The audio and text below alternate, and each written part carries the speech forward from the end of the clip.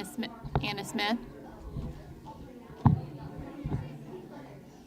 Anna Smith. Here. Sade Fashokun. Here. Nikosi Nelson. Here. Trish Bodie. Here. Paul Gautier. Gloria Gonzalez de Lucia. Here. Laura Marquez. Here. It is 6:16 p.m. and with the quorum of the board present, I call this meeting of the Leander ISD Board of Trustees to order. It is my pleasure to welcome Liliana Annas and Haley Russell to lead us in the pledge tonight. Y'all come on up.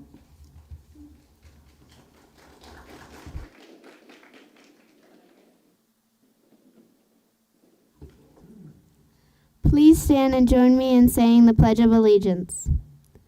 I pledge allegiance to the flag of the United States of America and to the republic for which it stands, one nation, under God, indivisible, with liberty and justice for all. Please remain standing for the Texas Pledge. Honor the Texas flag. I pledge allegiance to the Texas, one state, under God, one indivisible. Please remain standing for a moment of silence.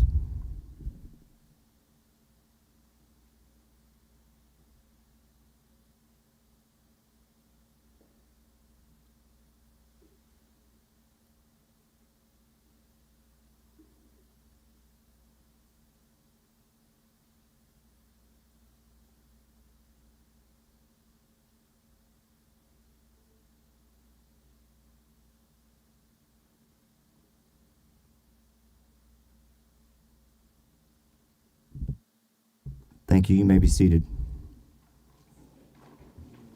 Thank you so much for leading us in the pledge tonight. Up next, board members, guess what? Tonight we have 2 spotlights on learning. Woohoo!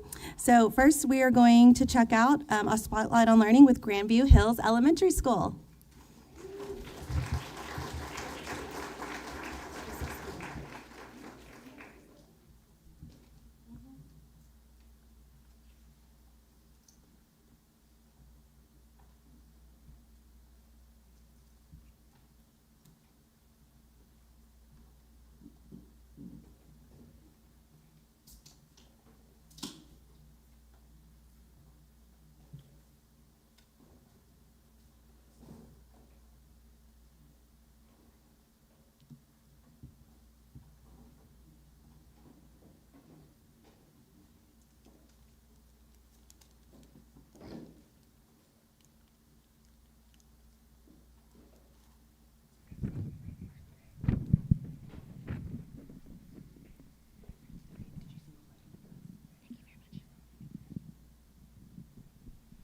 All right, good evening, everybody. Thank you so much for the opportunity for us to be here to share some amazing learning and really our focus on student empowerment at Grandview Hills Elementary.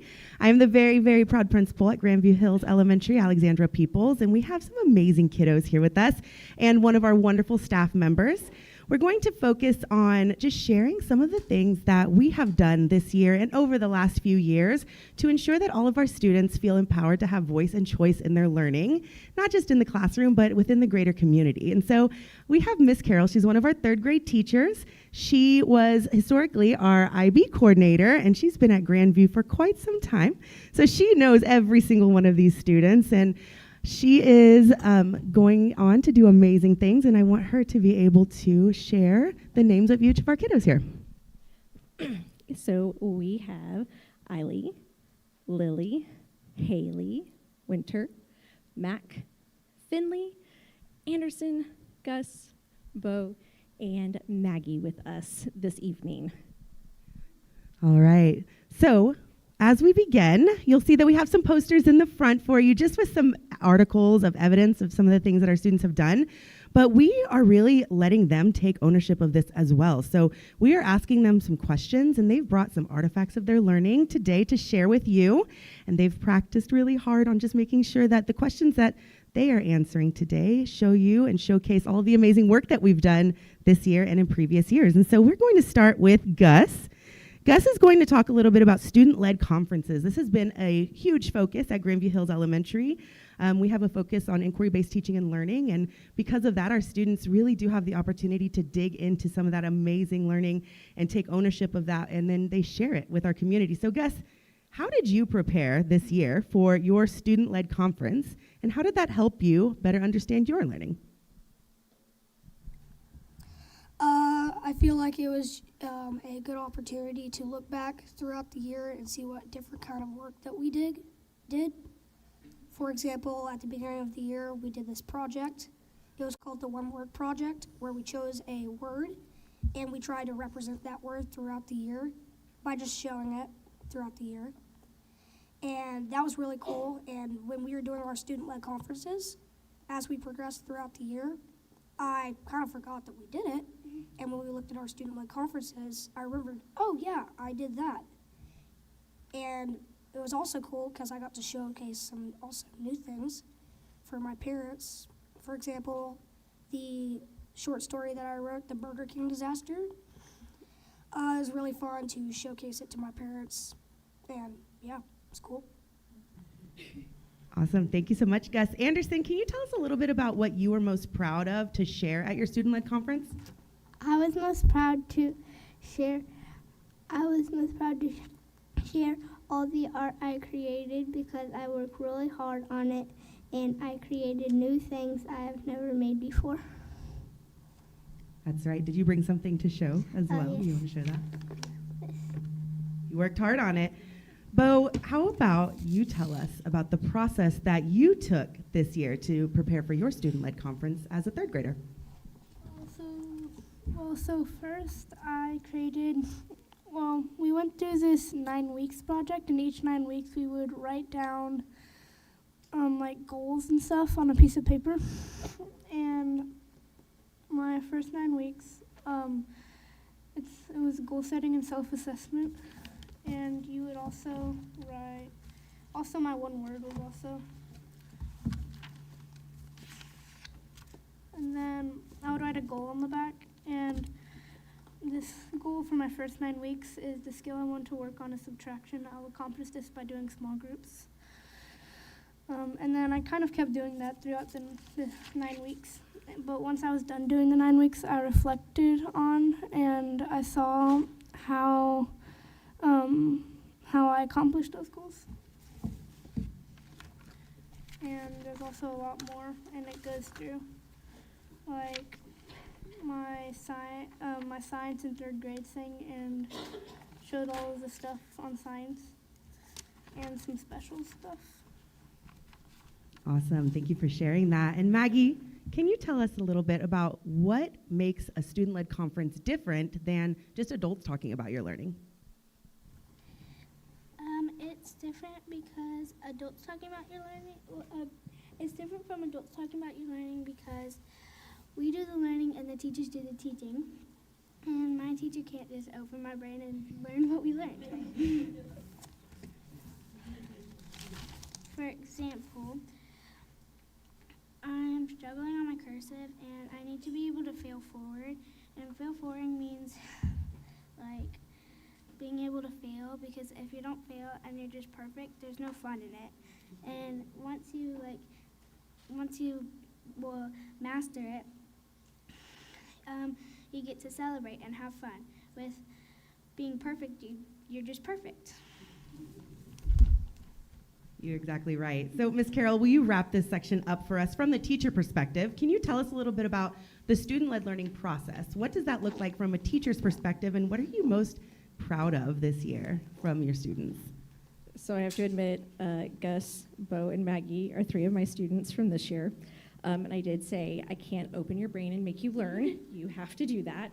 But what I loved the most was just seeing them find the things that they really enjoyed and just going off with it. I can't tell you how many times we scrolled within the moment and they asked, can we learn more about this? Can we do this? We did a whole Harriet Tubman debate on what was her greatest achievement over time, and it turned into a huge debate of just the kids being able to go off and do that, and we're asking 8 and 9-year-olds to do that, and they did a great job of it.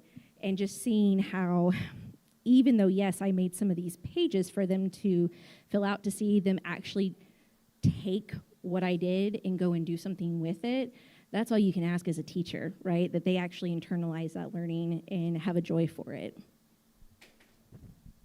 Thank you so much. Okay, that is one thing that we've done this year and in previous years to really ensure that our students feel empowered to take ownership of their learning and set those goals. But we have, in the last couple of years, also really prioritized parent and family engagement. And this is one of those things that when you think about that, you think about empowering our community, but we do have some students who have been very involved in all of those different parent and family engagement events.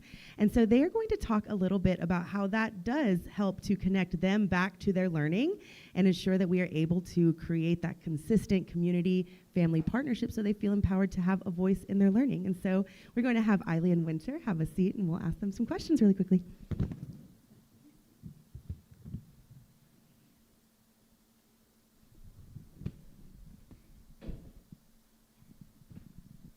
Okay, Winter, can you talk a little bit about how our Eagle evenings from this year have helped students feel more connected to the school and to their learning? The school has events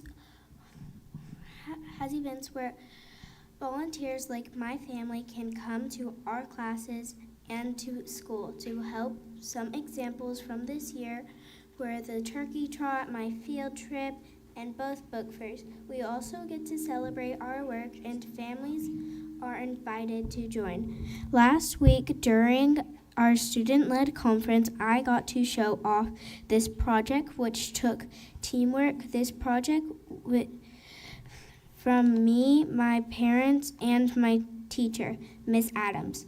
I am proud of this work.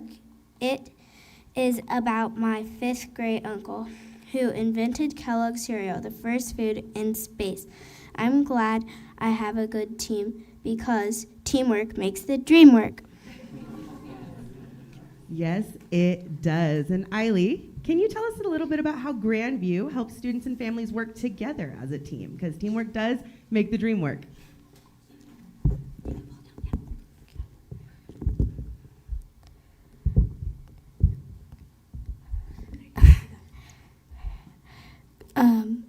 Some parents participate in things that help the school when there's things like some examples are spring fling and the sweetheart dance.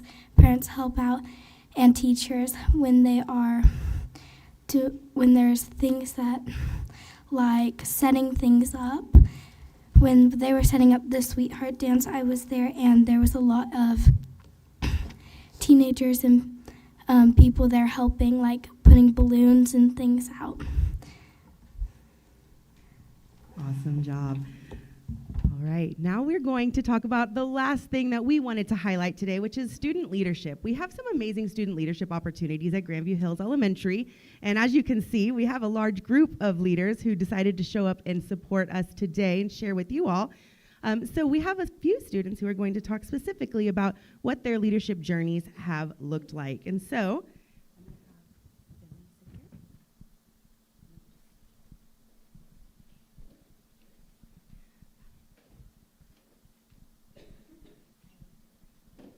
all right, so Finley is going to start us off. Finley, talk a little bit about how you have been a leader this year and set and track goals for yourself. In the first 9 weeks of school, we completed a self-assessment, and one of the goals I set was to not blurt out/talk out as much during class. And throughout the year, we would set additional goals like being quiet in line and sitting nicely on the carpet. So when I saw my self-assessment at the end of this year, I saw how much I've improved, and I think I've improved a lot during this school year. Yes, you have. Lily, will you tell us a little bit about what leadership and student leadership looks like at Grandview Hills Elementary? Student leadership looks like picking up trash, taking care of our school, helping students, or just even helping teachers. I am part of a special program called EA. We do lead a school assembly every last Friday of the month. Haley is also involved in it. We take out the recycle. We show leadership and IB attributes across the school, and we just help to make the school a better place for all students and staff. Thank you. And Haley, you are a big part of a leadership team at Grandview Hills Elementary. Can you tell us a little bit about your experience as an Eagle Ambassador and what that looks like? I would like to say that being a part of EA at Grandview, which stands for Eagle Ambassadors, has helped me better myself and my actions. EA has helped me become more confident as a student leader and be around audiences. And every time I walk through that door to help out with a meeting, whenever all of EA just comes together and discuss how we can make the school better, they always remind us to do our very best, which encourages us and other students to the school to show our very best and to do good. I've had chances to help students better myself to become a good person and bring together others to create a happy environment. I'm proud of the progress I've made, and I'm hoping to make more. EA has taught me some valuable lessons in life, and I will use them later. Overall, EA has prepared me for life, and now I'm ready to show the world what the true meaning of a leader is. And you have certainly taken that leadership responsibility on, and you have soared this year. You're ready for middle school for sure. So Mac is going to just wrap everything up for us. Mac, how do the staff members at Grandview Hills Elementary help you feel like your voice matters in the classroom and in the school? The staff at Grandview Hills help me feel that my voice is heard and important. Is when in my class, in Miss Escondel's class, every month we get a job, and that job we use to help out around the classroom. So like passing out backpacks for the end of the day, or like picking up pencils on the ground. Everybody gets to vote, or not vote, but everyone gets to choose their job. And if you don't get a job this month, the next month you're guaranteed to get a job. Also, yeah, that's it. Awesome. We love that. Well, thank you, first off, to our Eagles for being such courageous leaders and being here tonight. They are such amazing leaders on our campus, and they truly do embody what it means to be an empowered learner. They have come out here, and they've made the choice to share with you all and are excited to be here. And I want to thank you all as well for just always supporting the amazing things that we do in our district and on our campus. So what do we always say, Eagles, whenever we are signing off? What do we say? Fly high.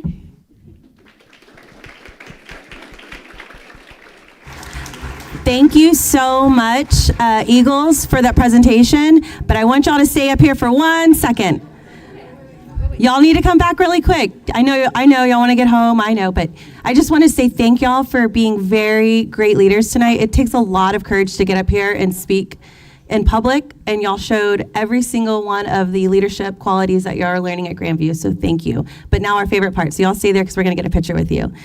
Parents, if y'all would like to get a picture up here in the front, you see Daniel right here. You may come up and come right up in the front.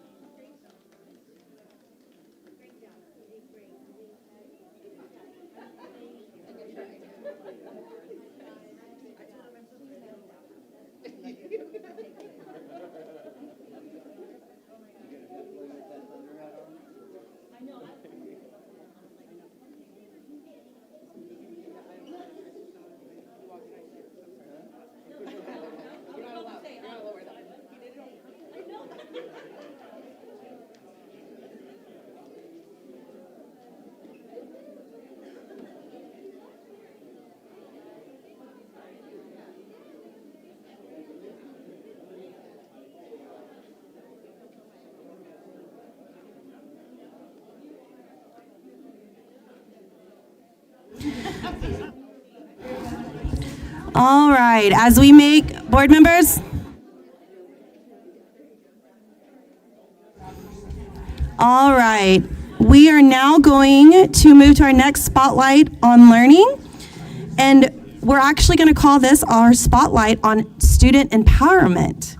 Up next, we're going to hear from students from both Leander Middle School and Stiles Middle School. Take it away. All right. Good evening, Madam President, Dr. Clark, members of the board. I'm Robert Gillis. I'm the proud principal at Leander Middle School. We are doing something kind of unique tonight with our C-squared students where we're also combining with Stiles Middle School. So we also have Stiles Middle School principal Tim Cornett over there. So I'm going to quickly turn it over because I want you to hear from our students. So I'm going to introduce quickly, this is Mrs. Amber Folk. She is our LMS C-squared sponsor, and so she's going to introduce the other people that are in the room with me. Awesome. I've been sponsoring C-squared since about 2005 in its various iterations in our district, so we're excited to be here tonight, and I'm going to let other people introduce themselves. Hi, I'm Nina Steinley. I'm at Stiles. I'm the C-squared sponsor there. This is our 5th year. Super excited. And the students are really going to introduce themselves. Oh, yeah, sorry, right behind me. Oh. I'm Laura Cathcart. I'm one of the co-sponsors of C-squared at LMS. I'm Dee Johnson. I'm one of the co-sponsors at LMS. And then we need to And Tim Cornett, principal of Stiles. And we're going to turn it over to the kids because I know that's really, it's a student-led organization, and that's what you want to hear from.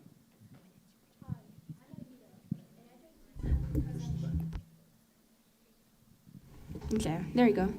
Hi, I'm Aida, and I joined C-Squared because I'm passionate about being part of a movement that's actually making a real difference in the world. C-Squared is a coalition of caring students dedicated to fostering positive school culture where bullying is not acceptable and every voice matters. Students are empowered to design and drive initiatives that spread kindness, promote respect, celebrate diversity, and instill a lifelong commitment serving others. Hi, my name is Ty, and I joined C-Squared because I want to stand up to hate and stop it. C-Squared officially started in 2012 at LHS and has spread and grown throughout LISD. Throughout the years, the mission has remained the same: promote a culture of caring so everyone feels welcome, accepted, and valued. As our organization adapts to our campus climate and needs each year, we use the LISD guiding documents to help guide our planning and outreach efforts. Hi, my name is Amar, and I joined C-Squared because I want to make our school and community a better place to be. C-Squared has impacted our school through events such as Unity Day, Kindness Week, and Tiger Culture Night. Unity Day is a C-Squared event that took place at the beginning of the school year with a mission to unite our school together and build strong relationships between our classmates. Furthermore, cultural events such as Culture Night build strong relationships between our Cultural events such as Culture Night taught students to be appreciative of other cultures and to get the glimpse of different foods and households. Hi, my name is Lacia, and I've been a part of C-Squared since 3rd grade. I've continued my journey in C-Squared, wanting to help be a part of the change and help lead students who are committed to improving our school and community. Our meetings are student-led, and we do things... They had one more person to go. Oh, she's so excited. She was ready. Hi, my name is Lyndon. I joined C-Squared because I want to help the school be a better place to be in. Kindness Week is an event where C-Squared members welcome people to school with handwritten positive affirmations. A way that parents helped support us was by engaging and honking at our signs with positive statements. C-Squared members organize these events to show the willing action and genuine care of our club and who we as people are to our community. Hi, my name is Lacia, and I've been in C-Squared since 3rd grade. I've continued my journey in C-Squared, wanting to help be a part of the change and help lead students who are committed to improving our school and community. Our meetings are student-led, and we do things like team building, planning events, and talking about things that are happening on our campus that we can address to foster a positive campus culture. During our meetings, we make it a place where all students are welcome and learn how to lead and make a positive difference. We also have activities like Chalk the Walk, which boosts morale. A popular activity we have on our campus is our Take What You Need bulletin board, which helps spread confidence, humor, encouragement, and kindness. We even took our kindness into the community this year where we collected donations, made toys, and volunteered at Texas Humane Heroes. These activities help build a positive culture at our school. Hi, my name is Olivia Kim, and I'm in 7th grade. I joined C-Squared in 2nd grade because I wanted to make everyone feel welcome at our school. I met so many amazing people along the way, and this year we had a lot of fun making differences in our school. We host many campus-wide events, such as our involvement in anti-bullying skits at pep rallies, Spartan Mixers, and Kindness Week. These events help spread awareness about C-Squared and promote kindness and respect. One of our biggest school-wide projects is our Respect Mural. We worked hard with staff to coordinate this year's project. Our multi-talented team of artists drew hands making a heart, and big block letters spelling out the word respect. Students completed a lesson in advisory about respect and added their ideas to bricks that spelled out respect for the mural. This is hung in our main hallway to remind students to act with respect and integrity. Hi, I'm Arna, and I've been with C-Squared since 3rd grade. Throughout middle school, C-Squared has been a way to build positive connections between students, teachers, and our communities. One of the most impactful projects that we have led this year is the C-Squared Forum for Change. While this is not a new initiative, current C-Squared members were instrumental in the revival of the event for district-wide collaboration. We had students from 4 different schools join us for a day full of interactive learning and critical thinking. C-Squared members across Leander ISD shared their challenges and successes with C-Squared and discussed strategies for maximizing our impact. Today, C-Squared powers student voices through civic responsibility, opportunities for student leadership, and building campus cultures that reflect our LISD guiding principles. With the support of all of you and our district leaders, we want to encourage other schools to offer C-Squared and take time to collaborate across our district through opportunities like the Forum for Change, so we can continue to be one LISD and provide a supportive environment that nurtures personal growth. Together, we make our schools a better place to build, think, and create. Thank you.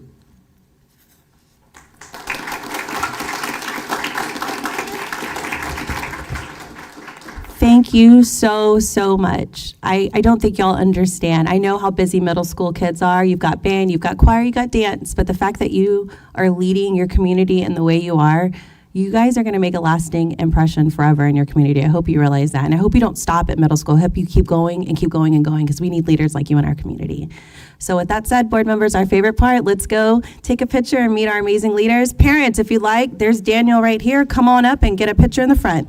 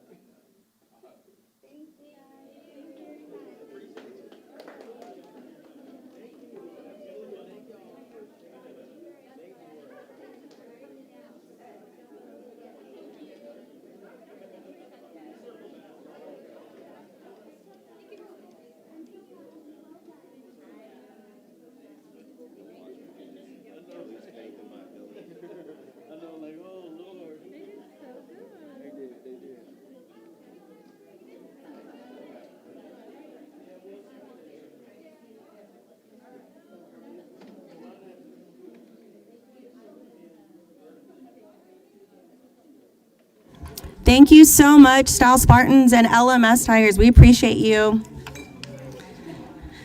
Next, board members, is our citizens comment portion of our agenda. And before I invite the first speaker to the microphone, we're going to watch a short introductory video. Hello, My name is Kira Cox. I'm a junior at Cedar Park High School. The district and the Board of Trustees are the local government body responsible for serving the educational needs of all school children, like me and my friends here in the Leander Independent School District. Their mission is to cultivate each individual student while creating a safe and supportive environment. The board is now taking up the citizen comment agenda item. This is dedicated time during this meeting to hear from the whole community, and the entire LISD family is listening. The district believes the Leander family thrives when we ensure a welcoming, safe, and caring environment.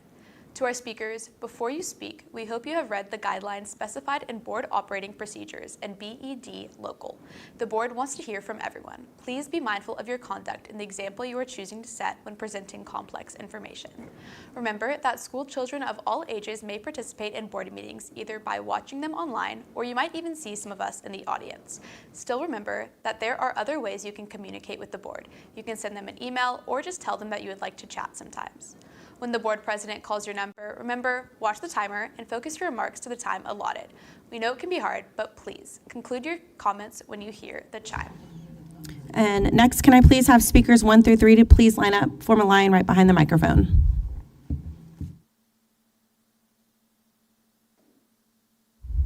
All right, speaker number 1, whenever you're ready, you may begin.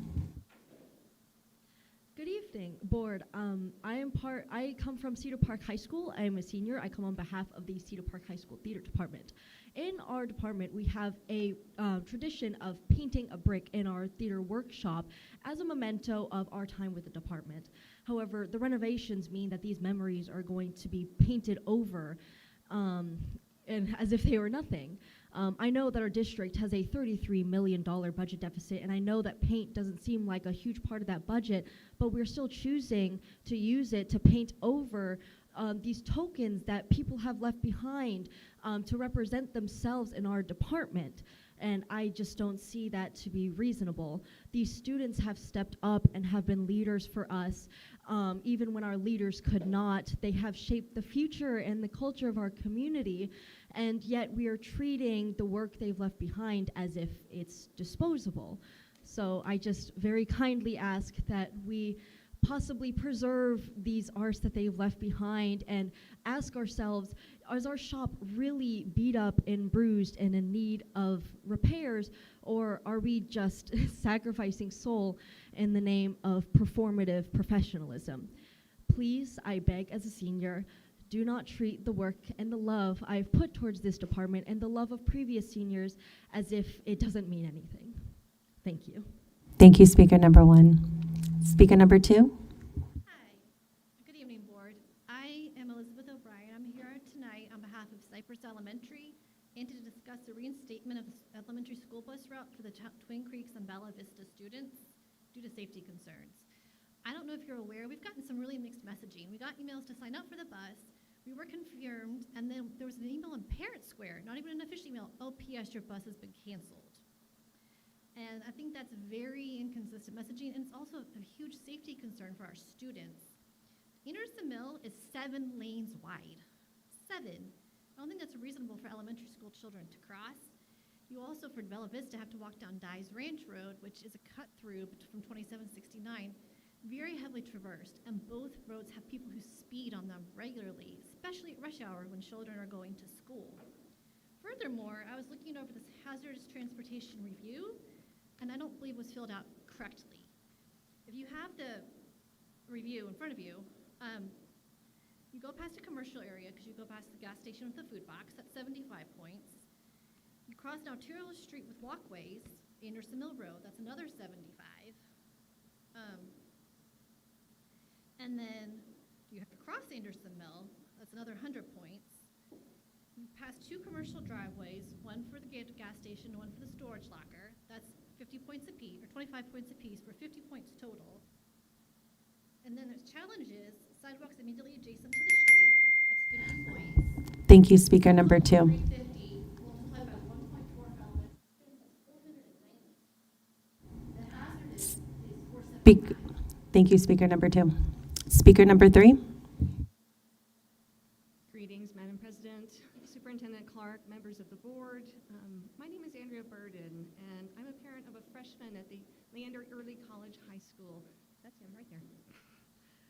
We recently learned this month about a potential move of our high school to Fabian, and we know that the board is considering that. My family chose ECHS because of its mission: college readiness, holistic learning, and leadership development. What makes the mission powerful is not just the curriculum, it is the setting. On the ACC campus, students experience college as part of their everyday lives. They walk the campus, see themselves in that environment, and begin to understand that higher education is acceptable, accessible, and a place where they can thrive. Moving ECHS to a repurposed Fabian Elementary School would take away a key part of that experience. It would not simply change the location, it would weaken the very model that helps students feel prepared, confident, and inspired. I urge you to protect the integrity of ECHS and oppose relocating it from the ACC campus. Thank you for your time and your consideration. Thank you, speaker number 3. And that concludes our citizen comments for this evening. Board members, we are going to move to 5A, discussion of federal funds overview and public hearing.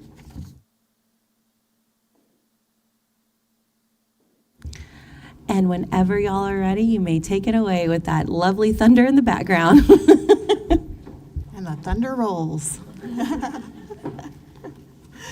All right, good evening, Madam President, members of the Board of Trustees, and Superintendent Clark.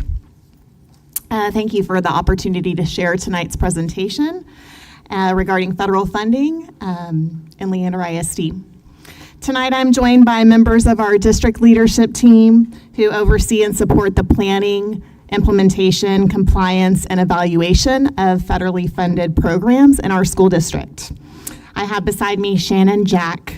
She's the Director of State and Federal Programs. I have Janie Kelly. She's a Senior Coordinator for English as a Second Language. And I have Jamie Everett by me, the Director of Career and Technical Education. So our team collaborates across departments and campuses that federal resources are used strategically and in alignment with district policies and with student needs and federal requirements. And the purpose of tonight's presentation is to provide an overview of the Leander ISD activities supported with federal funds and seek public input on the submission of federal grant applications. And I will let Shannon Jack talk about the grant writing process. The grant writing process is continuous throughout the year. It begins with collecting data and stakeholder input to develop a comprehensive needs assessment, or a CNA. Once funding allocations are received, the comprehensive needs assessment guides the development of grant applications' alignment to district goals. Funds are then strategically planned and allocated to identified areas of need. Throughout the year, data is monitored and analyzed to evaluate the effectiveness and impact of funded programs and services. Today, we are reporting what we have spent federal allocations on during the 25-26 school year.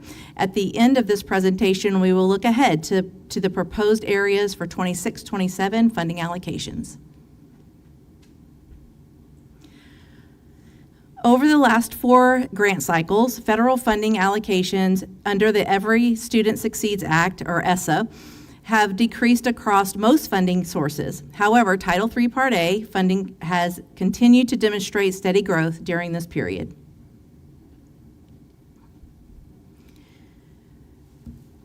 This gives you another idea of how our federal trends have been. You can see the spike in the top one. That was an anomaly, really, for our school district. So it was great having that money, but we didn't keep it. Special education allocations have also experienced a significant decrease in funding over the last 3 years, despite the continued increase in costs associated with providing students with disabilities a high-quality educational experience. Perkins 5 funding, or the Career and Technical Education funding, which supports career and technical education, has remained relatively steady over the last 4 years. Increased services and opportunities have positively impacted students. However, the cost of implementing and sustaining high-quality CTE programs continues to rise. gives you a great idea of the spending for the allocations for special education. And this is for Perkins 5.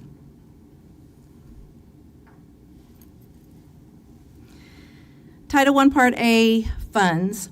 The purpose of Title I funding is to support programs that improve academic outcomes for students identified as economically disadvantaged. Leander ISD has six Title I campuses that receive additional funding to support students, teachers, and campus programs.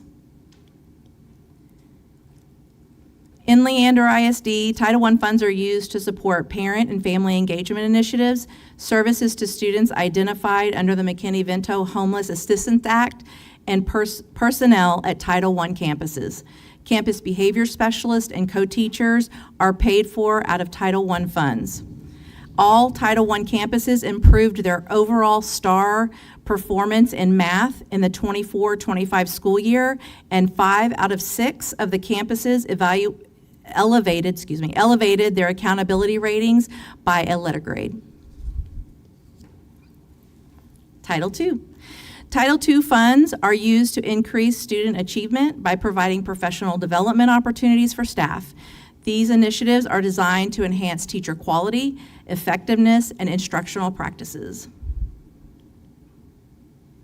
Title II funds have been used to provide professional development in areas such as PLC collaboration, Amplify Your Impact for campus leaders, 15-day challenge for teachers, ongoing assessment project math training, also called OGAP, and Lead Forward classroom management training. In addition, these funds support 6 curriculum specialists who provide targeted assistance to identified campuses.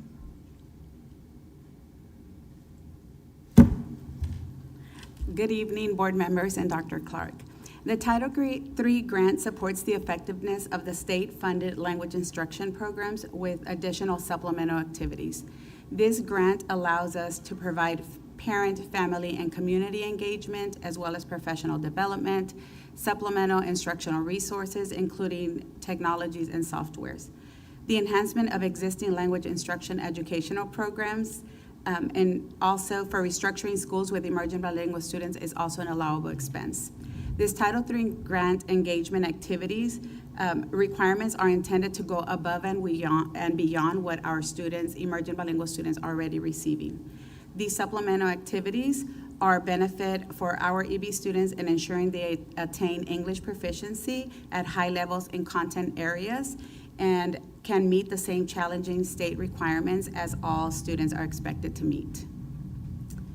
So some of the ways that Leander ISD has disbursed these title funds include our dual language family nights, our ESL campus-based culture and language events, as well as community partnerships. Our ESL Academy's expenditure is part of this grant, as well as our content-based language instruction, our co-teaching in the multilingual classroom professional development with our service center, as well as our Dual Language Training Institute is also expensed out of this grant. One of our big initiatives is the training and implementation of the newly revised English Language Proficiency Standards, also known as the ELPS. We have ordered ELPS flipbooks for all campuses to support collaboration during professional learning communities. As we restructure our ESL services for 26-27 and elementary to a content-based program model, and the enhancement of these roles at the secondary level is crucial to these initiatives. These roles will allow us to build long-term capacity and equip our classroom teachers to effectively support our emergent bilingual students. Thank you.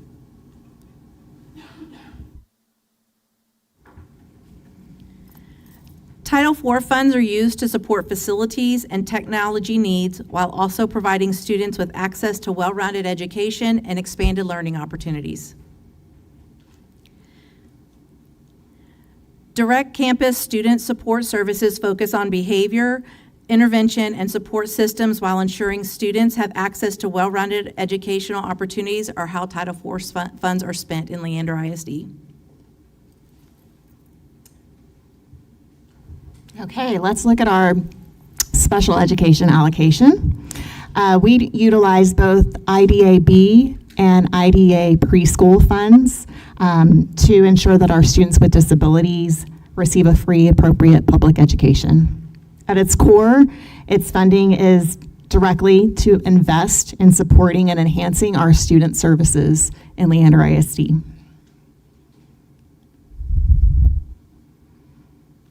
When we look at how these federal funds are targeted within Leander, the vast majority is dedicated to personnel. So in fact, federal funds fully or partially support 82 special education positions across the district.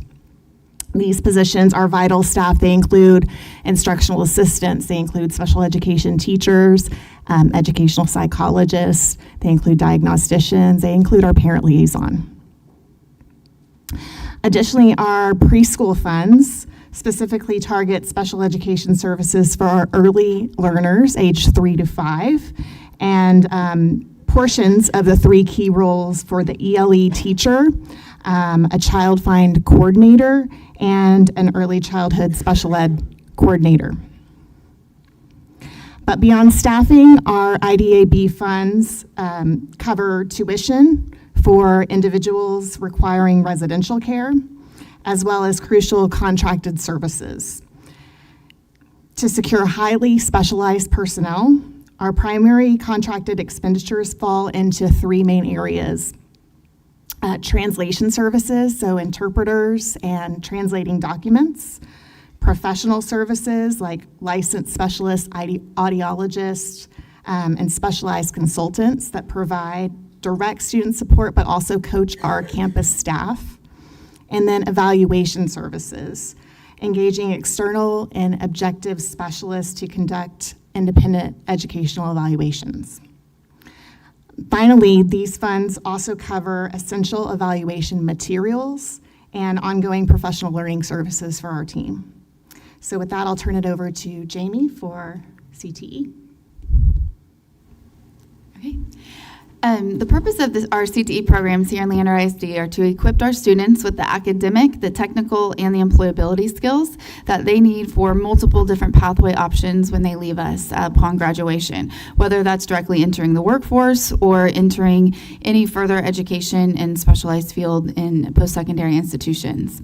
Perkins 5 is a supplemental grant to our state CTE weighted funding, so it's a relatively smaller dollar value in comparison to our overall dollars that we have to support our programs here in the district. But these are intentionally used to ensure and target efforts to make sure that our CTE programs are supported and meet standards that are set for sufficient size, scope, and quality for a district of our size with our demographic in our specific location. As you can see from the data provided on the slide, Leander ISD continues to demonstrate strong program size, scope, and quality across our CTE programs. Our district serves a large number of students through extensive course offerings, diverse programs of study, industry-based certification opportunities, career and technical student organization opportunities, and work-based learning experiences that all align and coordinate to prepare our students for college, career, or military readiness. We're also proud to share again that we've been recognized as a Texas CTE District of Distinction for the 2nd year in a row for the 2 years that the state has offered this, last year being one of 38 and this year being one of 70 school districts in the state of Texas. I'll also call quick attention to the reach that CTE programs have in Leander ISD when you see the middle bullet there that currently 70% of students in grades 7 through 12 are enrolled in a CTE course.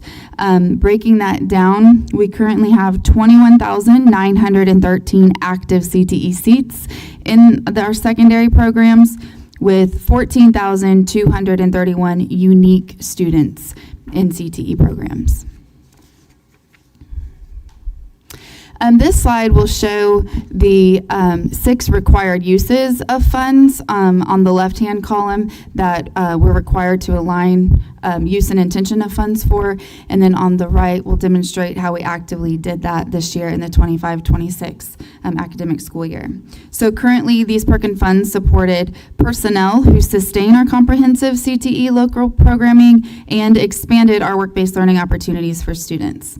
We also invested in building leadership leadership capacity across our district through teacher leaders who support our CTE programs of study.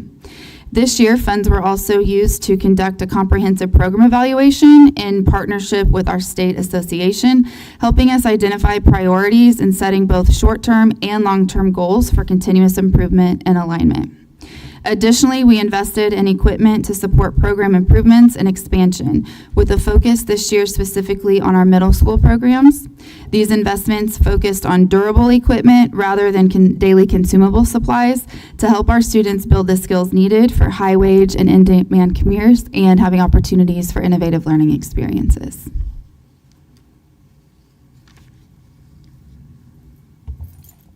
Looking ahead to 2026-2027, federal funds will continue to support staffing at Title I campuses and district math specialists. Funding will also be allocated for ongoing PLC training and math professional development for staff. In addition, funds will support parent and family engagement activities at Title I campuses. Title III resources will help ensure multilingual learners have equitable access to educational opportunities and experiences. Special education staffing will be supported across the district. Perkins 5 will allow expanded access for all students enrolling in programs.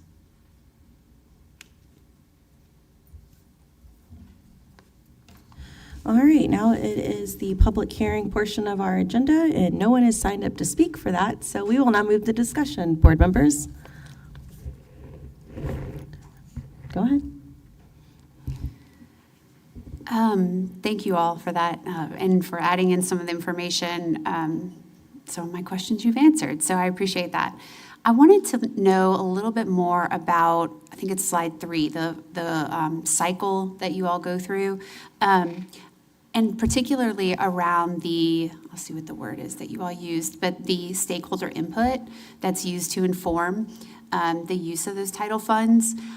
I'd like to know, I'd like to know more about, and you gave some examples here, but I'm thinking especially about our Title III and our special education funds, how we're gathering stakeholder input from those families, given that it can be more challenging to gather that info. So just wanted to see, how y'all are approaching that. So specifically for Title I and Title III purposes, surveys are both sent out. That was one of the findings from the Gibson audit, that we needed more input for Title III. So that survey was sent out with great results. We had a lot of families. That department took the time to email parents directly rather than sending it through Parent Square. It resulted in a tremendous response comparatively. So also Title I, as part of the compliance piece of using Title I funds, they have to send out a parent survey at the end of the year, but that's not all we do. Kristen Sterling is the Title I coordinator for the district, and she works with me. And she leads parent feedback groups throughout the year. So she gets feedback on things such as the district compact and the policies that we have to have that are published on our district website and on the campus websites. So there's a lot of opportunities throughout the year for those campuses to provide feedback. I'll turn it over to Paige as far as the special education goes. Well, I just want to add on the Title I campuses, their principals are fantastic. And every time parents walk through that door, they're asking for feedback. It's not just, take the time to complete a survey, but let's get your feedback. And as you come on in for Meet the Teacher Night or any kind of family event. As far as special education, was that part of your question too? So we lead our DWIC committee, and we get feedback from the broader community about special education from staff and parents and families. And so we'll compile all of that data for our comprehensive needs assessment for our department as well. I just want to thank you. You're the second person this week who's told me that emailing directly has really gotten an improvement in responses and in that engagement. So it's interesting that I'm hearing this again. Just want to thank y'all, because that is something that I know we've talked about it as a board, is who's not at the table, and how, to take Nikosi's line from who's not at the table and how do we engage them. So I just really appreciate all the work you all are doing in that area. So thank you for mentioning the audit. I had a couple questions I sent in. I did my homework, and thank you all for answering those. The audit committee has been discussing just, these audits we do as a board. What is that monitoring process? Where's that follow-up? But most importantly, how do we support your departments to ensure that you're getting what you need and it's not some gotcha? So I just want to say thank you all for mentioning that, and also for sending the information, because you guys are truly doing the work. But my question is, I'm trying to do this as nice. Given the uncertainty of our federal funding, what are our plans? Because every year it's just going to keep going up and down. What are our plans? Luckily, we are in a district that supports our special education. So next year, we are looking at moving 6 of the special ed positions that are currently funded out of federal funds, 224, over to the general fund. And our cabinet, Dr. Clark and our cabinet have been very supportive of moving that general fund next year. I have a comment, but I think, I love that. I know it's on consent, and our district is very great at that. I know as our community changes and we have a high, emergent bilingual population, I want to make sure that our board makes sure we're very aware of that, and district is giving the support they need, because it's not just Spanish, it's a bunch of other languages, and my kids are at one of those campuses, and it's just amazing to see the support they're getting. But again, Leander's changing every day, and I want to make sure we're giving all the support you need, so. Janie, please correct me if I'm wrong, but I think the shift in our approach with ESL students with the maze is a more efficient approach in terms of cost, as opposed to a pull-out program. Would that be an accurate description? So it's, instead of hiring more ESL teachers to work directly with students, and in my opinion, and there's research to support this as well, that training all teachers to meet the needs of a language learner would be the better approach and more effective. It just so happens that it is also a little bit more cost effective as well.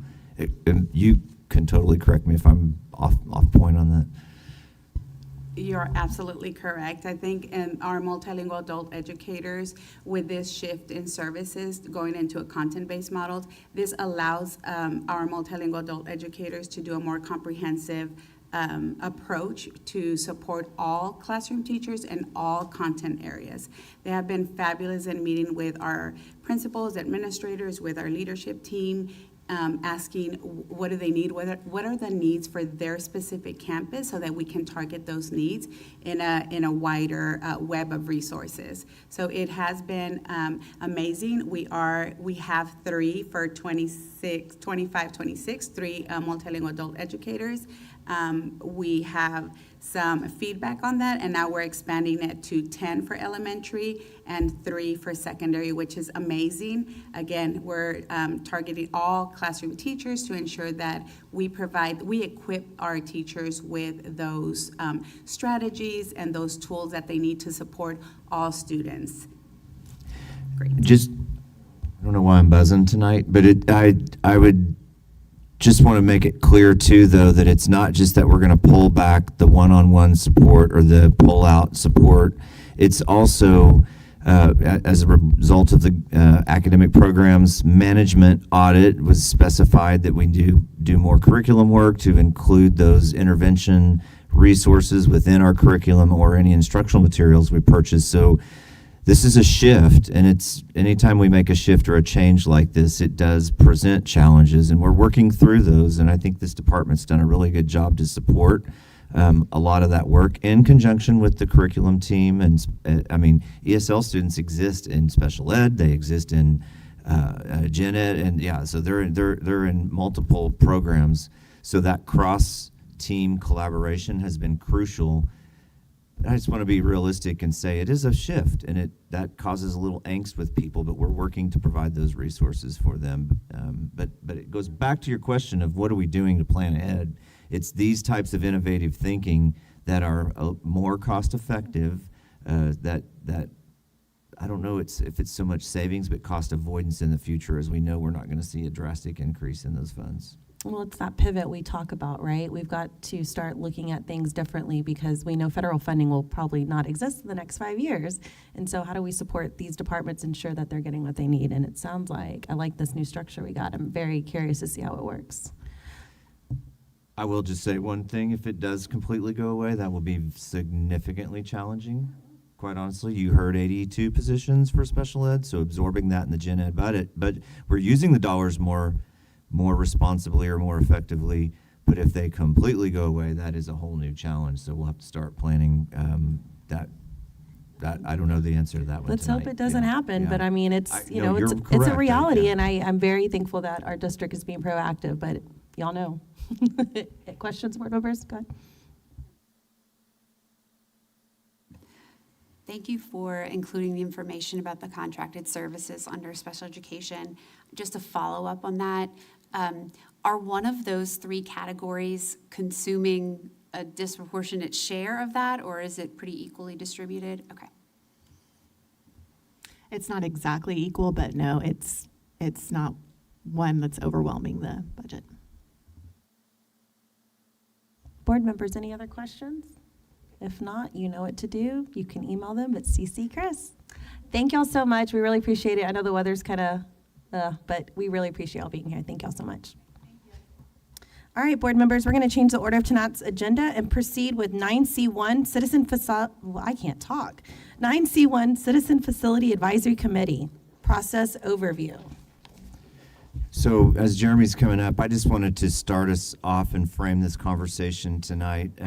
As you are well aware, we've got CFAC in full full swing. Things are moving along, and I can't talk now.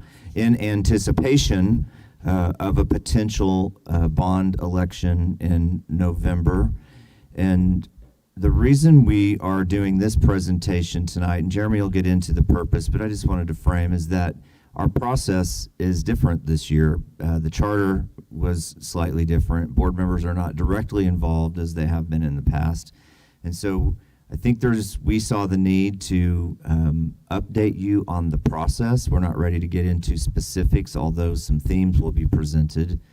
But this is not about specifics that will or won't be on a potential bond, but we really want board members and the community to have confidence in the process that we have followed this year, so that when it is time to look at specific items, when we get to that stage, that you have confidence in how those items were selected in conjunction with community members as part of the CFAC process. I think just a little context is this to me, as I've only been in Leander for 3 years, but what I do know about the history of this district is bond issues, even in the 23 bond, have been about often fast growth and new buildings and facilities being built. Everybody's well aware that we are in a different place with enrollment. We do still have fast growth. It's just offset by decline or stabilization in other parts of the district. So overall, our district number remains flat or slightly declines. In my mind, when you have 1,200 K through 5 students in a building, it's really easy to understand why we need a bond issue to build a new building. When we don't have that happening as frequently or as pervasively across the district, it presents a different scenario that we're just not used to here, I guess. And maybe I'm inaccurate, but I think I just wanted to say that out loud, that we do have to think about bond issues differently. Also, the context that we are working within now is very different. We see limited funds in our maintenance and operations side of our funding mechanism. And so bond dollars now become more and more crucial to functioning as a school district, with things like computers and software and the proper learning materials and learning environment that kids need to thrive. So all that to say is we're in a different time, we're using a different process, but we want the board and the community have the confidence, so when the time comes for that decision to be made, everybody has a good understanding of why we're moving forward potentially with this bond. And that with that, I will stop my part and hand it over to the infamous Jeremy Trimble. Board members, I would just request let Jeremy get through his presentation, and then at the end we will have questions, because I imagine there'll be quite a few questions. So please let him get through it, write them down, and then the floor is ours. Jeremy, take it away. Thank you, Madam President, members of the board, and Dr. Clark. Thank you for teeing up the conversation, because like Dr. Clark mentioned, it may look a little bit different than we've done in the past when it comes to the committee process and planning for a potential future bond. So what we're going to do tonight is just give a broad overview of what that process looks like beyond the charters that y'all approved back in the fall. But the main thing to understand is we're not asking for anything tonight. We would like some feedback if you have anything based on that process, and we're going to tee up some further conversations as well. But with any process, one of the most important things is a structure and a pacing, and the steps are defined for that committee to navigate. And so they know exactly what expectations are and like what the next step is in that sequence. So I want to start this conversation just going back to something that's really important to guiding administration as we look at all of these big initiatives that we consider, and that's the resolution that was adopted back in the fall as well. What this aligns with is just that community engagement and making sure that we're reaching out and getting our families and our parents, even our students, and even our staff included in large conversations like this that have a meaningful impact on the future of LISD. So this is a partnership tied back to that resolution. And then we have a strategic monitoring report that we're trying to keep track of all of these initiatives and monitor that as it goes with the ever-changing environment that we're trying to navigate. So the CFAC, the Citizens Facility Advisory Committee, is just one of those initiatives. And here's a touch point for you, digging in a little bit deeper. And with each one of those initiatives, there is a process map tied to that. Again, every initiative has a process tied to it, and this just walks you through what that looks like, those big milestones that we're going to see. And I'll tell you, from the kickoff meeting back in February, we've reached actually a milestone, and that was beginning in May when our subcommittees kind of wrapped up their work. And then now we're kind of on step 2 that you see on this screen with the steering committee, and you're a big part of this and have a very large part of the end product for consideration later in the summer.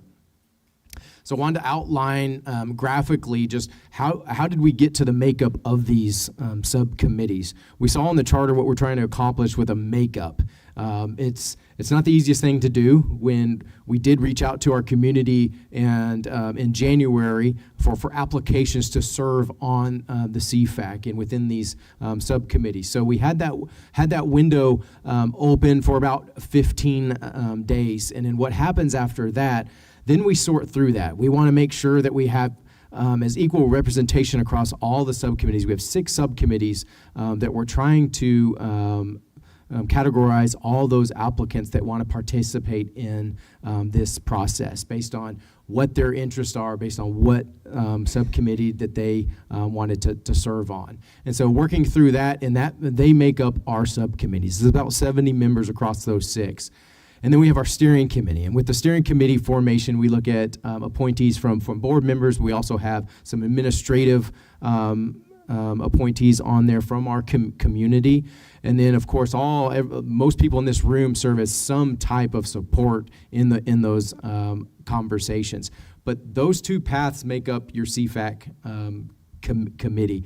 We're just right around, just under 100 total individuals involved in this process across both steering committee and subcommittees. So that's how we get to the group that worked through all of this over the last several months. And then what they're going to consider are projects and across those subcommittees. And so on the far left of this screen, you'll see that there's kind of 2 buckets that we're dealing with. And one is this: we track capital forecasting of all of our major component and major assets that have a service life.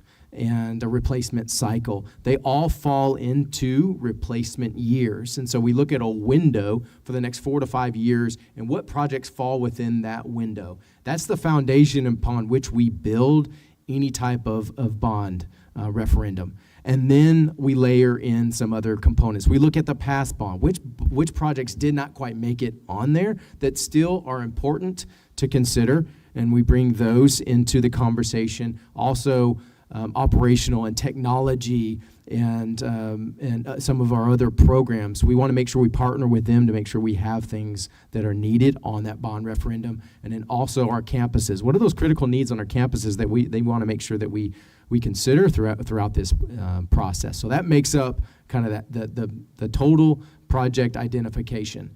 But guess what? All those go to subcommittees.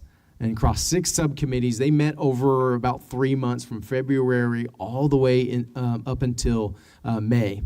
We have subcommittees across technology, ancillary, safety and security, elementary, middle, and high schools, considering projects that fall within those categories. I will tell you that between that step in the process, which are subcommittees, and then their share-outs to steering committee, they are digging in. And so we had I want to thank our administrators that helped in this process. They're kind of the facilitators of information and trying to make sure that all these subcommittees have the background data that they need to understand what they're actually considering. And within those conversations, some things come up as well that we don't want to necessarily filter those ideas too early. And so some of those may carry through subcommittee to the steering committee. Again, that's why we have multiple steps in this process. So making it from subcommittee to steering committee and a certain prioritization and tier does not necessarily mean that it's an endorsement of that project or even that prioritization. It's just further background for the steering committee to consider once they're going through their prioritization as well. That's why I believe the structure and having those layers is incredibly important. And then all that work from the steering committee will come to the board in the form of a recommendation, what they believe that the community would support, and put that in front of you in late July or early August for board consideration. And the date that the board is kind of working up against is that August 17th, and that's the last day to consider calling a bond election for the Board of Trustees. So that's that process, how the projects matriculate through those different steps. Here's just an overview of the structure that we have, with the steering committee being that last step, but that's just a breakdown. I already kind of went through what those breakdowns of those different subcommittees are. It allows them, even though they're looking at it holistically across the district, it allows them to have a laser focus on just elementary schools if you're on the elementary subcommittee. So you're only looking at those projects and getting deep into those conversations to understand what you're even looking like. We had a lot of subcommittee members come in without the background knowledge, or not facility experts, even though we did have facility experts on these subcommittees, which is a great place to start with some of them and help us with those conversations. But we built all that knowledge and experience that they needed throughout this process. So there's your structure.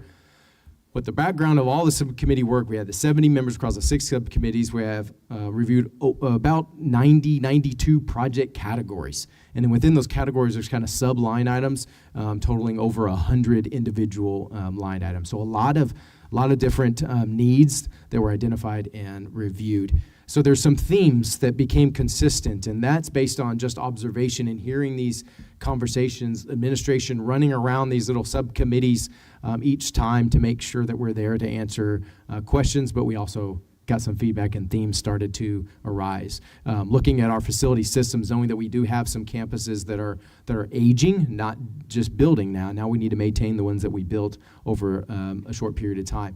And then also awareness of the modernization cycles, even tied to technology and our safety equipment. So replacement cycles impact a lot of what we did consider.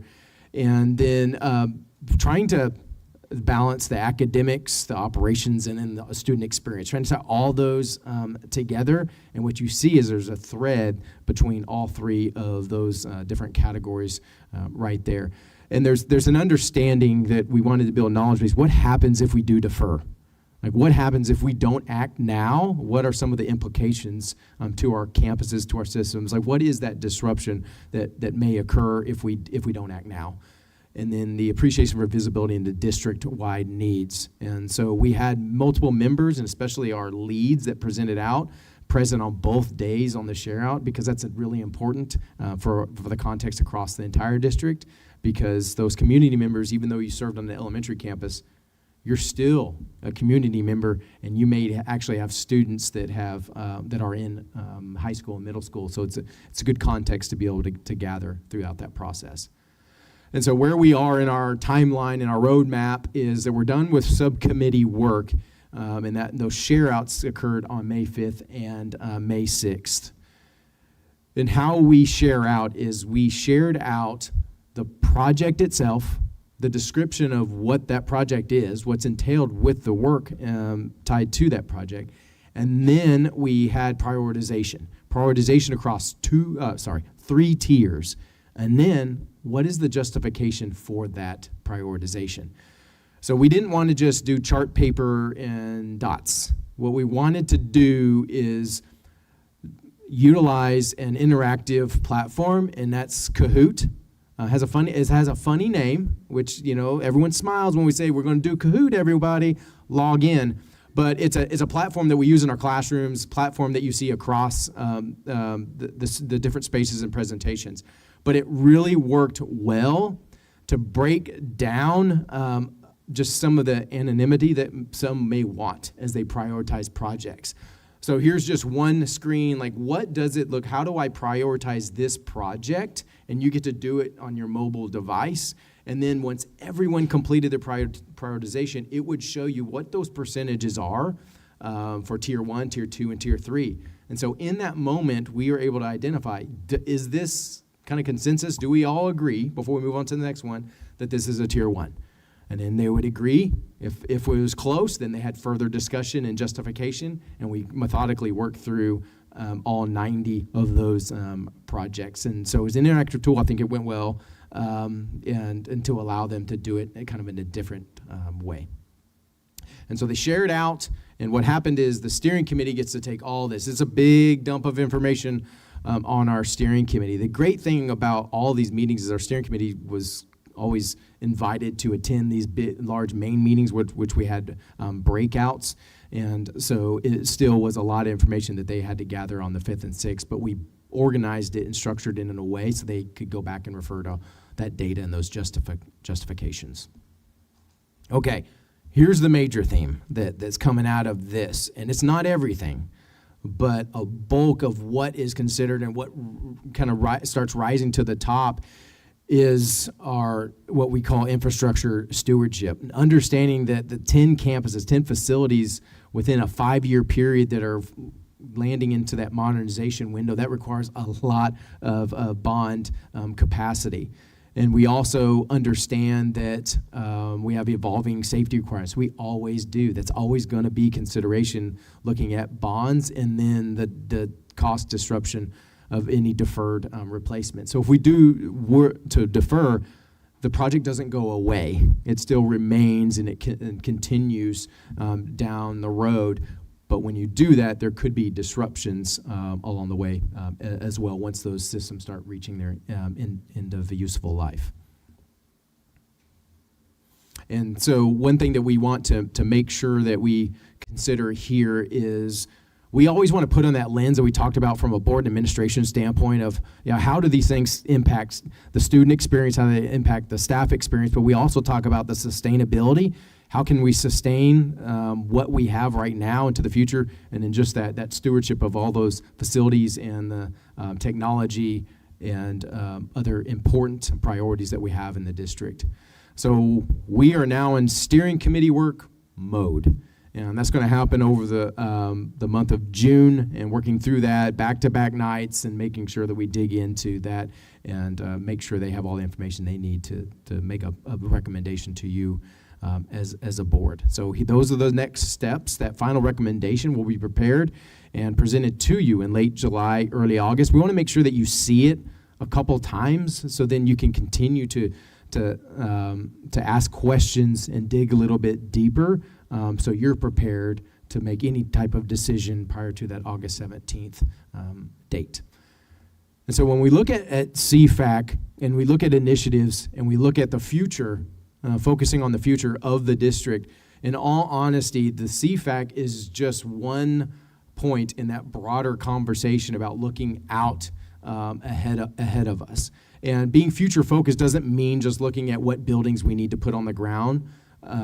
It also means how do we make sure that we maintain what we have in order to recruit, retain staff, but also recruit and retain students as well. So the CFAC in a bond is just one step in that entire long-range perspective.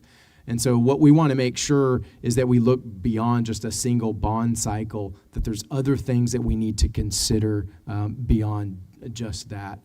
And so looking back at our resolution, one of the things that really stands out, and CFAC is part of this, is just what about a comprehensive long-range plan?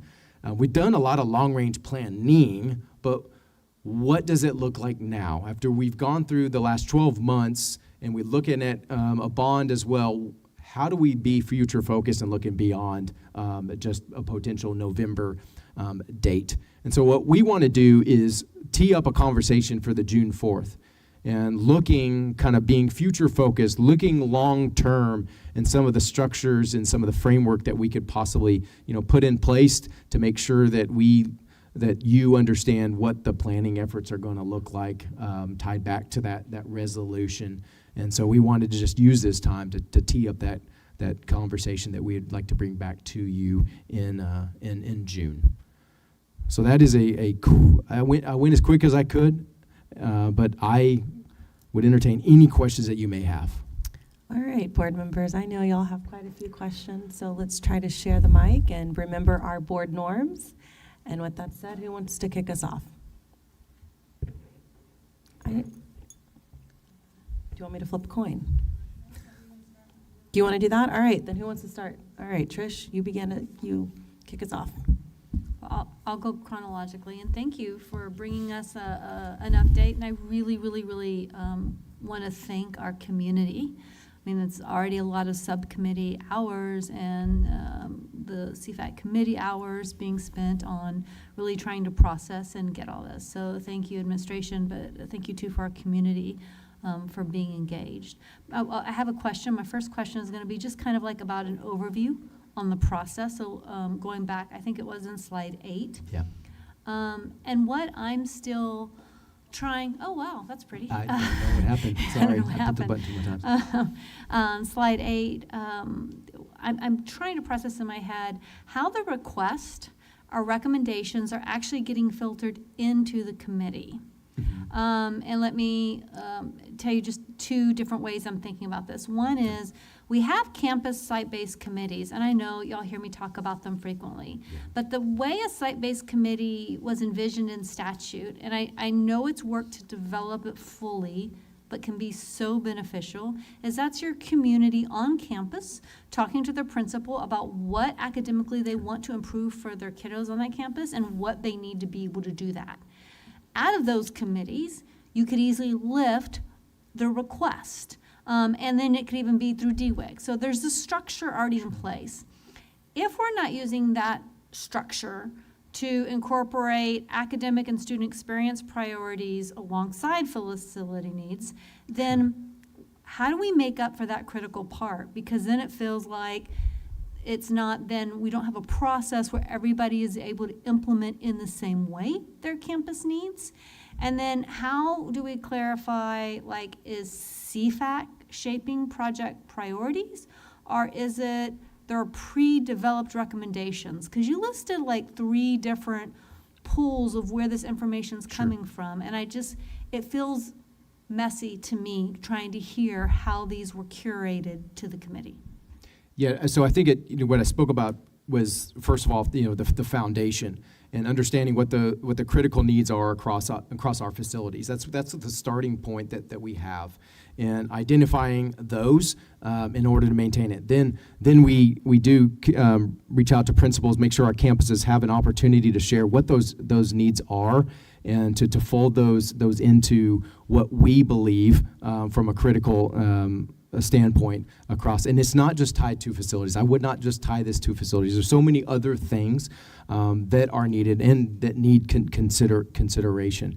I would not say that, site-based committees was a direct avenue and to this process, but where I look at from a campus leader perspective and being allowed to provide that input on what should be considered within a bond, that's where we go for that information and for those resources. So we do have multiple areas, but we start with a foundation to build what we're going to be considered. But again, within subcommittees, we do have community, we do have other participation that will lift up some other needs along that way. Sure, let me just maybe narrow it down. When you look at the tile, capital forecasting, operational and campus needs, did you send out a survey? Did you do meetings with people?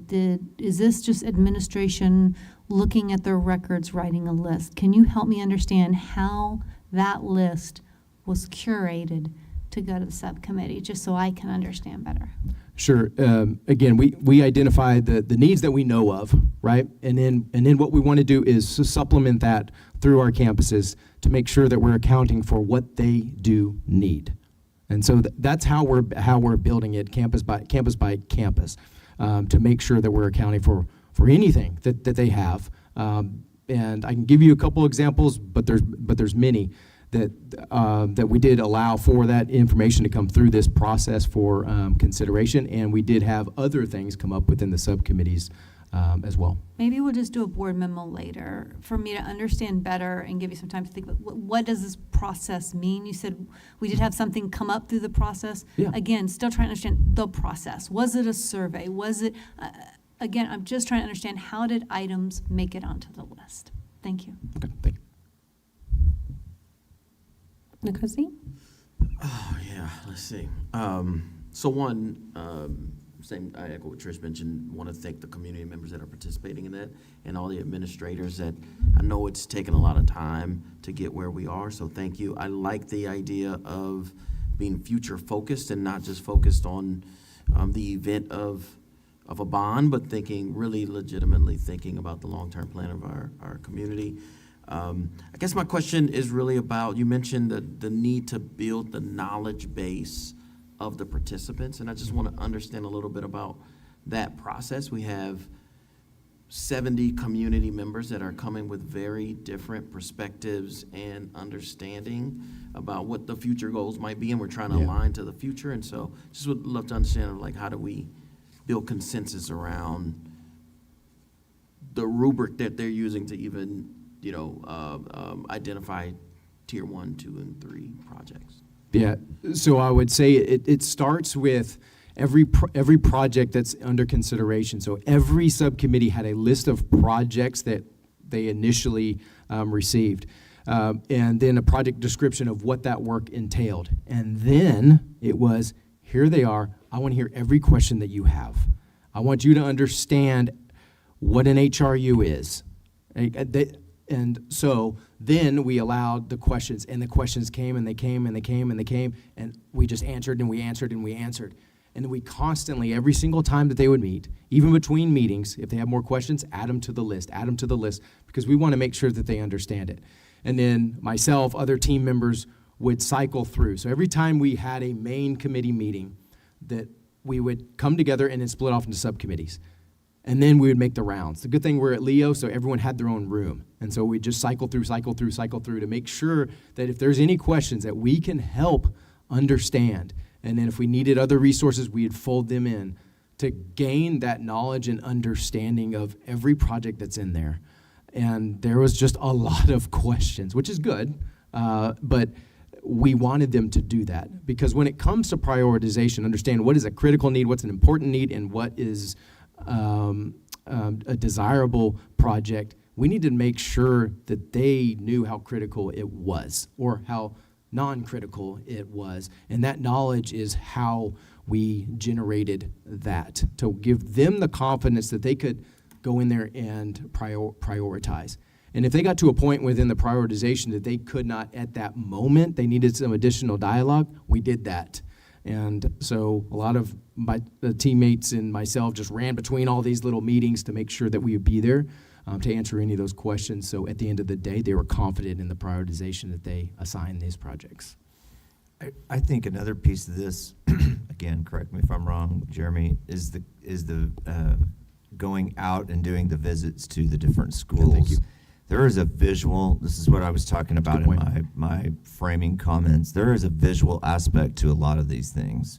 Unless you go and see what an aging building looks like, and what does that mean for learning? This was not something they did, but it's a good example to prove the point. There was a period where Baghdad was halfway through the modernization at that campus, and half of that building, roughly, had old lighting fixtures, and the other half had the new lighting fixtures. I don't know how to describe the difference in the environment that I experienced, and just walking around that new lighting fixtures with the capability for LED, is that the right term? LED? Absolutely. Yes. LED bulbs in them changes tremendously the way things look and appear and what it feels like. So imagine going to visit some of these facilities where it shows to people that don't have expert knowledge what it means. I remember hearing a person at the first CFAC, can I say this comment? I don't want to out some, like, why do we need LED lights? Right.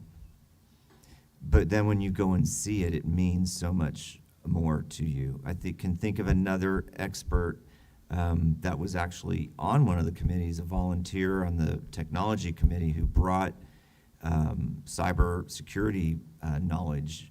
And I was just intrigued by what this lady was explaining in the infrastructure and how she could speak to it and support the need of what it means if we don't have it and what it means if we do have it. Another example, sorry to keep going here, but like there are invisible aspects to the safety. There's infrastructure behind, we all carry these Centegix buttons, but there's infrastructure from a bell schedule standpoint that we have buildings on split systems. You will never see that. I didn't even know that existed until I listened to the explanation of this, and that when we actually had an incident at a school where somebody used this device, but the announcement went out to half the school but not the other half of the school because it was a split system and the infrastructure that needs to be updated to meet the new technological needs of the safety mechanisms that we have. So just that expertise, I know I'm getting way into the weeds, but I think it helps to know the level of detail of discussion that occurred in some of these committee meetings and the amount of questions that were asked and answered. Yeah, that's a very good point. Yes, yeah, those site visits were really, really good to see before and after kind of things between a modernization, but also just see a tennis court. Like, what do we need to do here? It looks fine. But it's not going to look fine in 3 years, and here's an example of what it would look like, based on replacement. So all those little things, they learned about tracks and everything else. Not probably what they got into it for, but they definitely have a general understanding and the importance of those now. So. Awesome. I love that we're giving them that, real life experience. I mean, all you have to do is go to LHS, go to the language hall, and then go to the science hall. 2 different experiences. We did that. Exactly what you said. My question is, it goes back to kind of the beginning process. We've got all these documents, right? A resolution, we have, the LRP plan, we have this, a charter.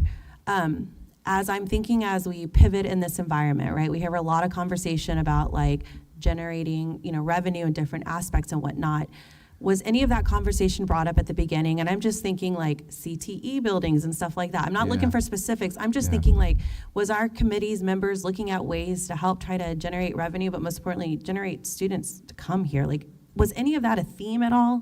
Like, like I'm just trying to understand this. I would say so, because even in the kickoff meeting, in that presentation and what we did to kind of set the stage, and we went through both buckets, right, M&O and INS. We went through our demographics and how those are evolving. But we also have some things that will be in consideration that actually could, it's a capital investment on the INS side, but it actually could save money on the M&O side. And so that's a different type of prioritization, right? That could be very important. And we haven't looked at it that way before, but also looking at if now we're competing with alternative education opportunities, is that a filter and a lens that we look at our facilities or even our technology to make sure that we're meeting that expectation of both our staff and our students? And so that's just something, a couple of these things we haven't looked at before from that lens. And we wanted to make sure that we set the stage for that consideration. And I believe that we had some of those conversations in the individual subcommittees. So similar to that, did they go through aspects of the long-range plan that could be impacted by some of what their recommendations could be? Yeah, they began there, right? That's immediately where some go because of conversations. One thing that we had to break it down is we're looking in a lot of instances, we're looking at components and we're looking at systems. Not necessarily just campuses themselves. And we're in the business of education and educating students, and we have systems that need to go into and support that. And so we had to break it down a couple of levels to make sure we looked at the systems and components first, understanding that this would be a phased-in approach with any type of bond, and understand that we're going to continue to have kind of conversations down the road, those future-focused conversations. If anything changes, we'd have the ability to pivot. But we wanted to break it down to systems, given those long-range planning conversations that happened before. And then just one additional piece, when you're talking about, say, visiting campuses, has there been any discussion about, say, based on the enrollments in different campuses, what some of those facility needs could be based on increased enrollment?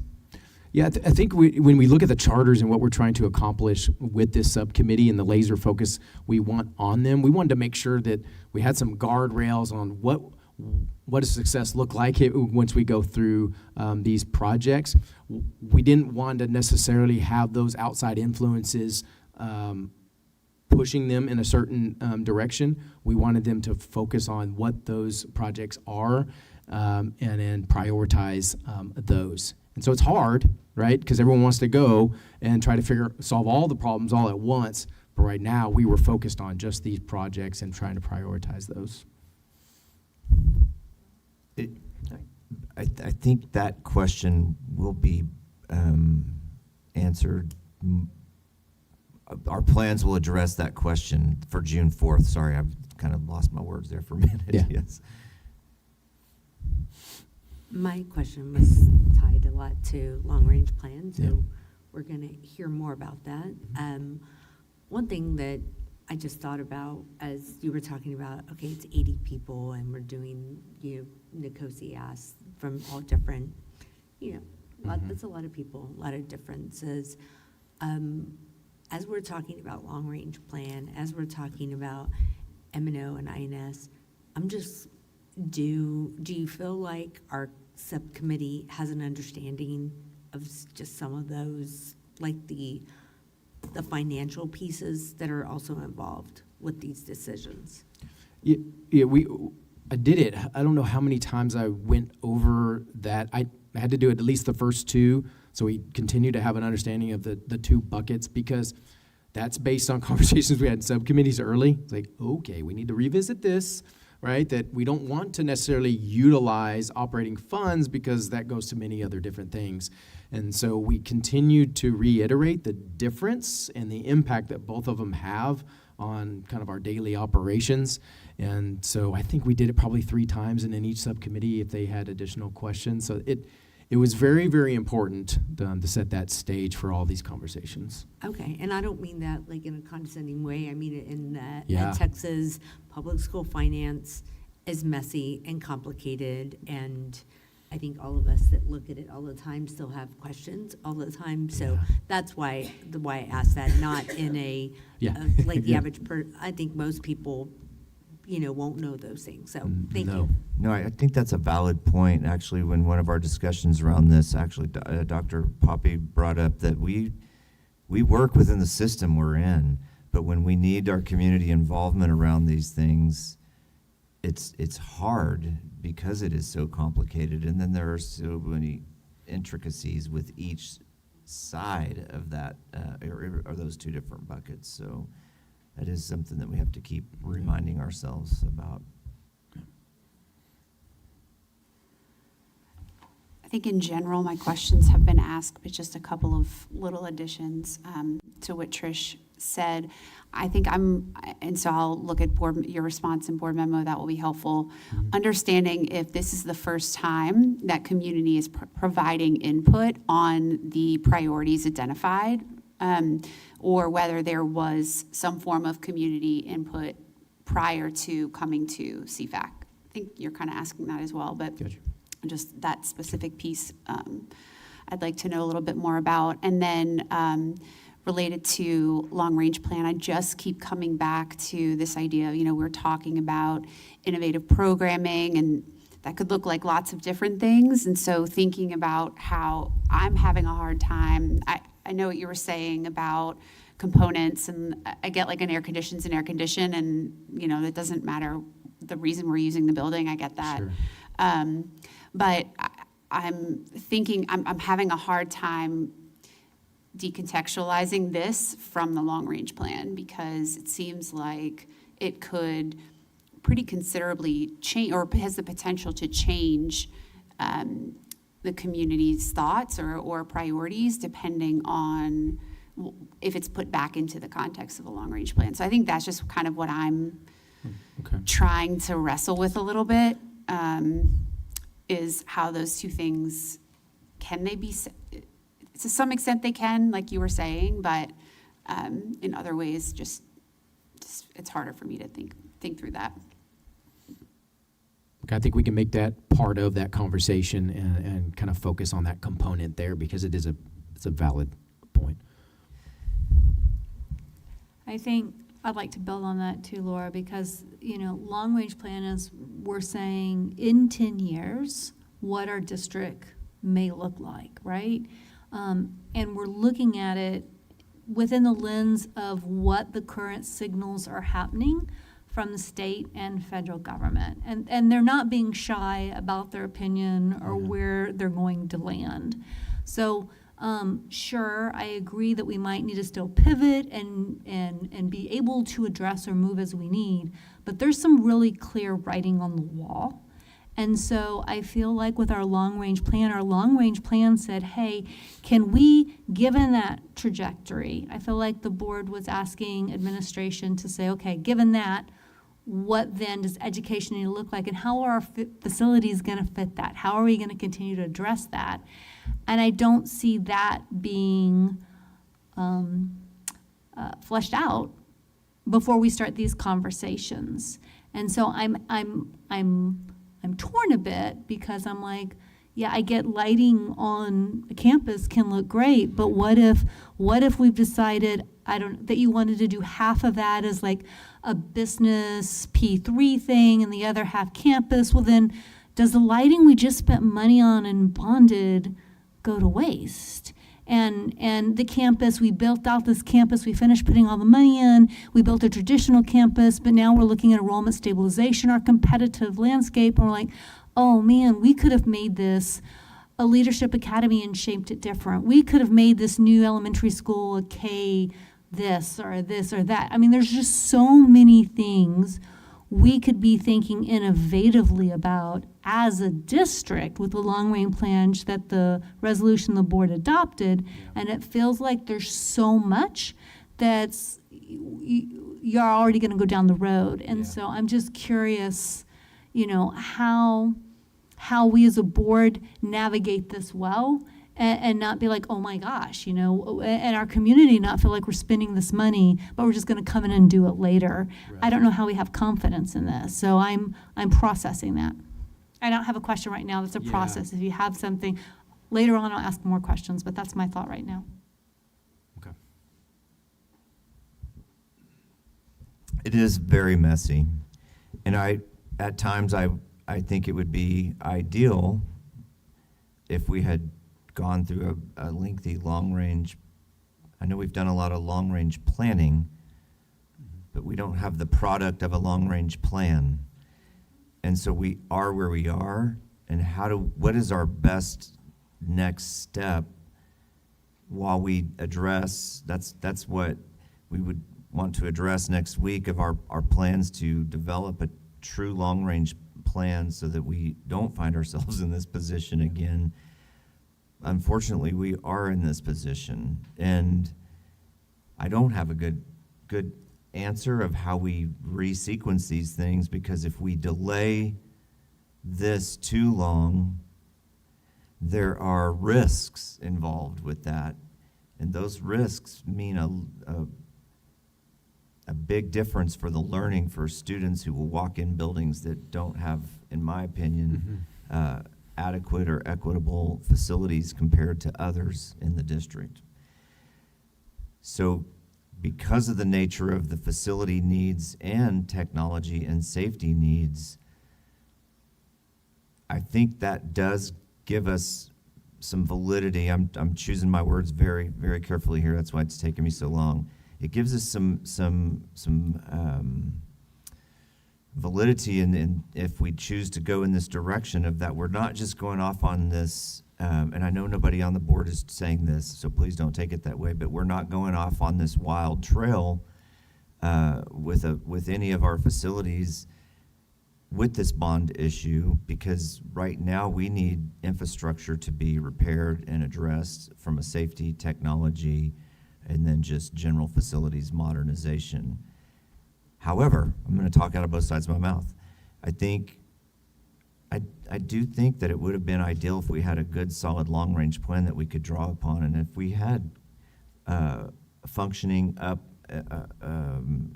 site-based committees at every single campus. It's just, unfortunately, we don't have that right now, and that's no fault of our principals, because we have not clearly communicated that expectation and built a system for that to happen.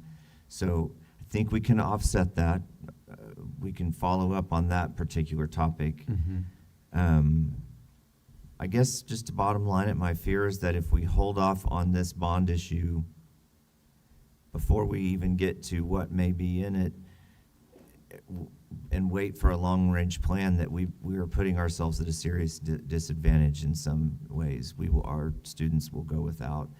And then we all know the writing on the wall, because it's not being hidden, we may not have the opportunity to do bond issues in the future. So we are working in a system now that we know that system may fade away and change significantly, or could instantly change significantly. We don't know what will happen. That's why I feel this urgency. I'll pause there. I hope that made sense. It does. I think it's what a lot of us are struggling with and the community struggling with. I mean, I can be a little more blunt than you, but I do wish we had a solid LRP plan, because I feel like right now we're trying to just clean up the mess that was made, and I feel like we're behind, and it's frustrating because we're behind, now students and staff could be impacted by that. And so I am grateful, though, that we are moving forward as a board and administration, and we can put the past behind us, and we can try to look for a very clear and clean system. So I do appreciate that, and I know y'all are working hard. But my question, I have two questions. It's kind of going back to what you talked about and a little bit what you said. What? No, I'll go to you. I just wanted to hit off of him. Speaking of deferring maintenance and stuff, you said you went through the subcommittees and kind of laid it out. I know we're trying to keep the board in our lane, but I think this kind of applies. Like, we need to understand what those dire situations are. Like, if an AC goes out, where's that money coming from? How many kids are impacted? If it does go out, I know there's a supply chain issue. What happens when we have a campus of 800, 900 kids and AC's out? Where are they going? And so there's stuff like that. I think y'all know I love to keep us out of the weeds. Y'all know I'm a big proponent, but this is one of those things I need the board and myself to understand the negative impacts if, for whatever reason. And I really want to stress this. It's nothing that you've done, Jeremy. It's just the process that we've gone through. And I want to say, I appreciate you being open and front with us and just letting us, I hate that you're like our venting board almost per se, But I really want to use this opportunity in this meeting for us to make that pivot as a board and try to start fresh here. And so I don't know what that looks like, board memo, if it's a board thing, or you do what you need to do. I think the board needs to understand the dire situation there. Okay. And then the flip side of that, you walk through this with our community members, 70 members who are all busy with life and everything, who are not going to forget the last 2 years of all that. How are we going to take that message and amplify it to everyone in our district? That's the part that I'm trying to wrap my head around, because if these 6 members here right now, we've been in the thick of this since, I've been on this committee since 2021. Yeah. But I just want to make sure we're being very intentional about how our messaging, but also closing up those loose strings. And we're going to have some angry community members. I'm just trying to understand what that looks like. That's all. Yeah, I think one important thing that we're trying to track are the themes. The themes are going to be incredibly important if this thing was to move forward.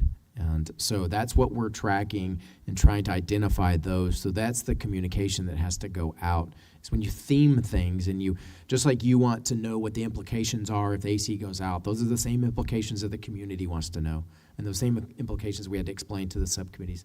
So what happens is, and within a structure that you build questions and understanding, then you carry those forward to the community, right? All questions are what? It's a FAQ. And so that's what we're building along the way. So if this was to move forward, that we can mobilize and we have our themes, we have all of the questions and answers that we know our community is going to need.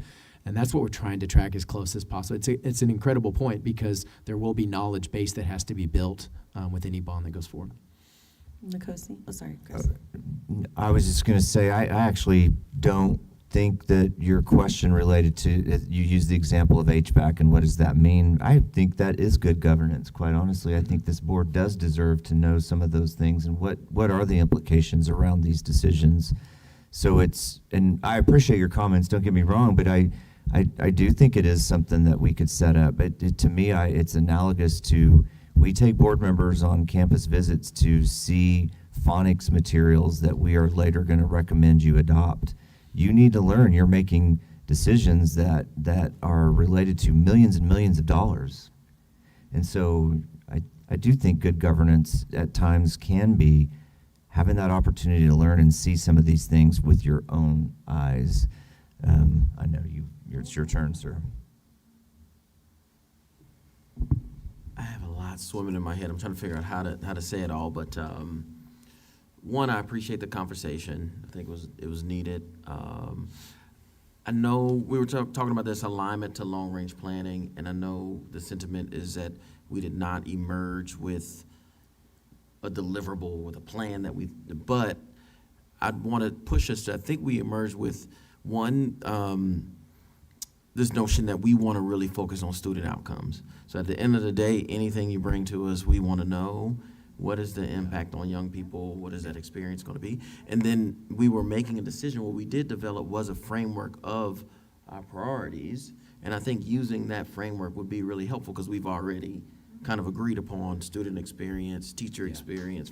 And so if we use that framework, I think there is alignment there. I do appreciate this idea of it's directionally, we may not have a plan, but I think we have a direction, and where it's possible that we can get something that aligns to this direction, to know that we're not making decisions that we're going to regret after making them. I agree.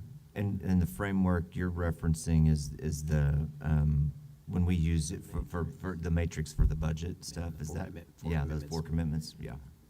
I just want to make sure I was.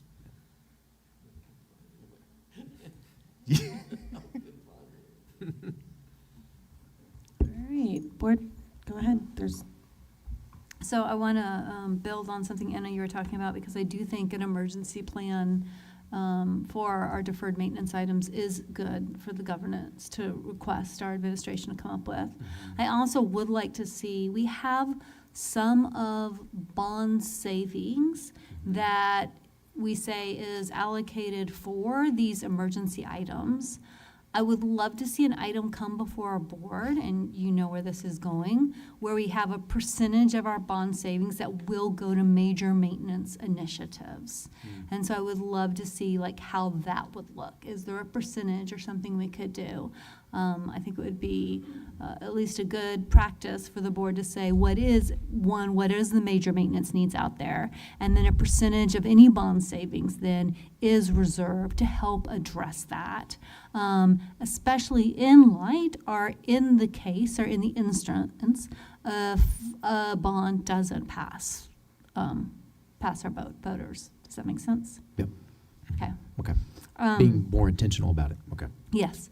I also would like to address Nikosi's comment on the framework and the rubric. And this, I think, Chris, you hit on it very well. This district has been a fast growth district, and we have had the lovely opportunity to not really have to, I don't want it to make it sound like we weren't thoughtful or intentional, we were, but it wasn't necessarily like making really hard choices. And given the current financial environment and the current signals, if you have to choose paint or lights, which one do you choose? And that was just me being, but I'm not seeing a choice. I know we have tier 1 and I know we have tier 2, but even in the rubric that we have, it still doesn't break it down of like, really, if all we can do is all we can do. If this opportunity doesn't matriculate next time around, what is it we absolutely have to have in place? And I do agree with our board that we've already kind of set a direction with our long-range plan where, sure, it would be great if we could do phase 1, 2, and 3. But if we don't get phase 2, what did we absolutely have to have in phase 1? And I'm concerned because it feels like looking at the most immediate needs, but if that bond doesn't pass, then what are we going to do? So it's 2 parts, which is that one, how are we going to rank? How do we choose immediate needs long term?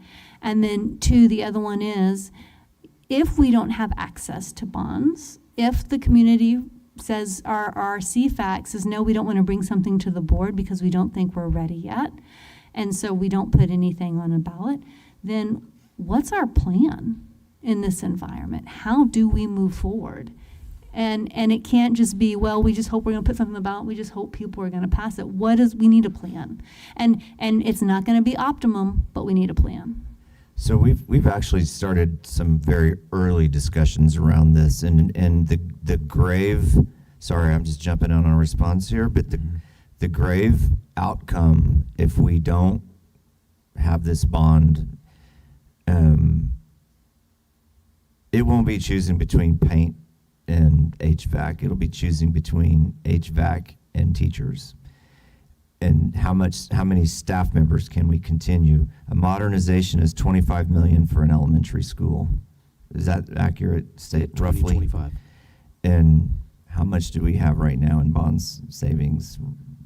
Total about $25 million allocated to savings right now. So we could parse things out of one elementary modernization, say we don't paint, but we just do the HVAC. We have a school where the HVAC is, I think you have your fingers crossed every day that we make it till the end of school.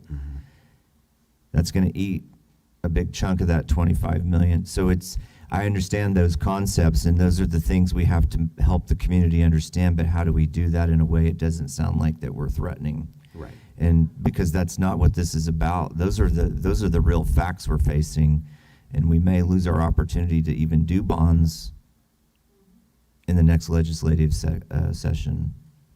That's been pretty clearly communicated that is the desire. So I think scare tactics bother me, but these are facts. This is the reality. And so I think it's a great question. Yeah. And my other question is just some transparency. You're talking about some things that you're helping the committee get more information on. I think the things that you're presenting would be wonderful we have that Bond Facility Advisory Committee website. Let's start sharing out with our community. If we want them to be engaged, we need to let them know.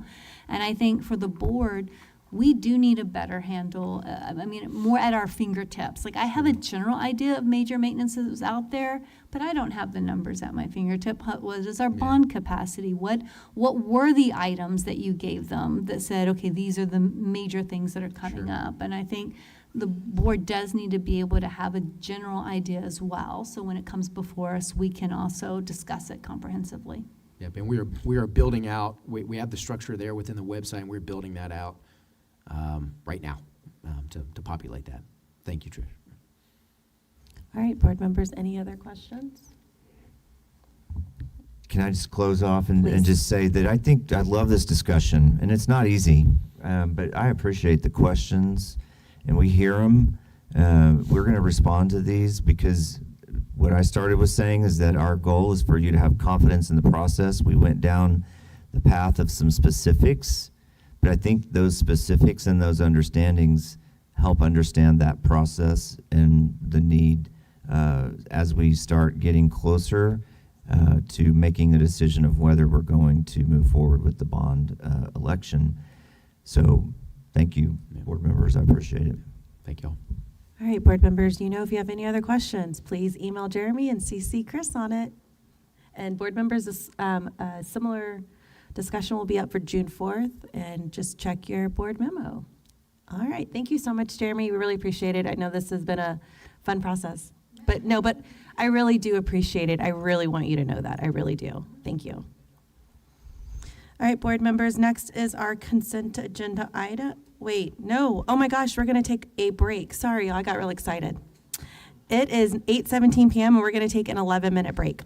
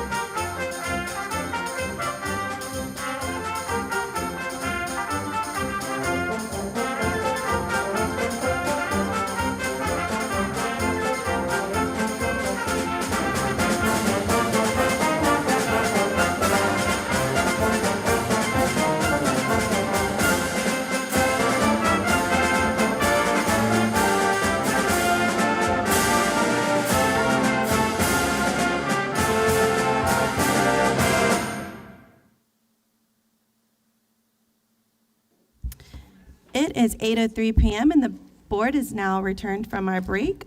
Next up on our agenda is consent agenda. Madam President, I would like to remove the item on superintendent guardrails. Other than that, I would like to approve or make a motion to approve the consent agenda as presented, minus the superintendent guardrail portion. Motion. Trish has asked for guardrails to be removed, which there's a motion on the table. I'll second. Motion from Trish, second from Gloria, right? Sorry. All in favor? 6 ayes, motion passes. And now, board members, we're going to head to the superintendent guardrails. Board members, this stuff, these guardrails, I think y'all remember, we've worked on. We've had sorry, I've got to pull it up. We gave feedback and whatnot. This has been in our board memo, and so let's open the floor to discussion. So, lots of different things I was thinking about in light of what the board's kind of been directing the superintendent. But this is our first foray into the area, so I didn't want to overwhelm what we've already have in place. So I picked out of all the different thoughts I had, there's one that keeps coming up over and over again that the board keeps talking about, which is our enrollment and student retention strategy. And so I was looking for some type of language that we could add as a guardrail that would give the superintendent kind of that direction, a constraint and a guardrail, if you will, to say, look, as we move forward, to please keep these in mind. I have some test language. I am open to whatever the board thinks best gets added. I don't want to spend all evening. I just wanted to see if there's other language out there or what's the best way to tackle this. Or if we just give it some time to think about and bring the item back. The current language I have is that the superintendent shall not fail to present to the board at least annually a comprehensive enrollment and student retention strategy that includes current enrollment trends and projections, competitive landscape analysis, community engagement, and communication strategies, programmatic, instructional, and innovative offerings designed to attract and retain students, and measurable indicators the board may use to monitor progress and long-term district sustainability. It's a lot of pieces, and I think given that this is kind of a new field that we're wanting to go into, that I just wonder if I could just say, if we cut it off and just say, the superintendent shall not fail to present to the board at least annually a comprehensive enrollment and student retention strategy, period. That could get at what we're looking at. Well, so with that said, we have a resolution, and everything you read is in that resolution on page 2 in regards to be it resolved, the district shall develop, and it goes into basically everything what you said in regards campus operation, consolidation, revenue generating strategies, address enrollment, all of that is in there. And it was my understanding when we had this conversation as far as guardrails that what we're trying to avoid is right now we have all these different documents every direction. And there's no way for the board to really monitor that, but most importantly, keep track of it. And so, but also I don't want to set our superintendent up to fail. So we'll have resolution here, guardrails here, evaluation here. And so I personally think it's okay with being that specific in regards to the enrollment because it is addressed in the resolution. This is binding. This is what administration has to do. That to me was enough because at the same time though, we all want certain guardrails, and I just don't want to make it impossible for Chris to do his job. Right. So that's just my take. I think our resolution is enough for it. I do believe, if I can say, our resolution was mainly addressed at a long-range plan. That was ultimately what we were doing, and I feel like that's more something that was towards administration when we're talking about long-range as far as facility planning, innovation. Sure, there are components in there, but when I think about superintendent guardrails, this is like that, the values and the how-to. So it's separate, and I think it's a little more intentional, the guardrail. So I see it different, and Anna, it's perfectly, your prerogative to say, no, I don't. I think resolutions get it. For me, it doesn't. And so that's why I like the language, the superintendent shall not fail to present to the board at least annually a comprehensive enrollment and student retention strategy. The resolution that we adopted does say we should start having one, but it doesn't even require it to be presented to the board. And so this one really just makes sure that we're understanding that and keeps that constraint, if you will, in the superintendent's forefront as we're moving forward. Well, so just to go back, the resolution does say in the final resolution, the administration has to provide regular updates in regards to that. So I guess what I'm trying to understand is, are we just going to get rid of the resolution altogether? But that's what I'm trying to avoid. I don't want to have all these different check marks. And then when we are truly trying to evaluate our superintendent, well, it's like, well, let me go to this resolution. Wait, but it contradicts what this guardrail says. I'm trying to get us right here. And the resolution, yes, it was put together for long range, but it was our financial stability. So it is a compact in all. It's not just LRP. So I'm just trying to understand again, we have it already in this resolution. I'm just trying to understand the guardrails. It's the same way of the district improvement plan. We have student academic outcome goals in our district improvement plan. We also have them in our campus improvement plan. As a board, us adopting goals and approving the district improvement plan does not contradict each other. It is a certain narrowing and focusing that we're doing. Same thing with the board goals that we adopted.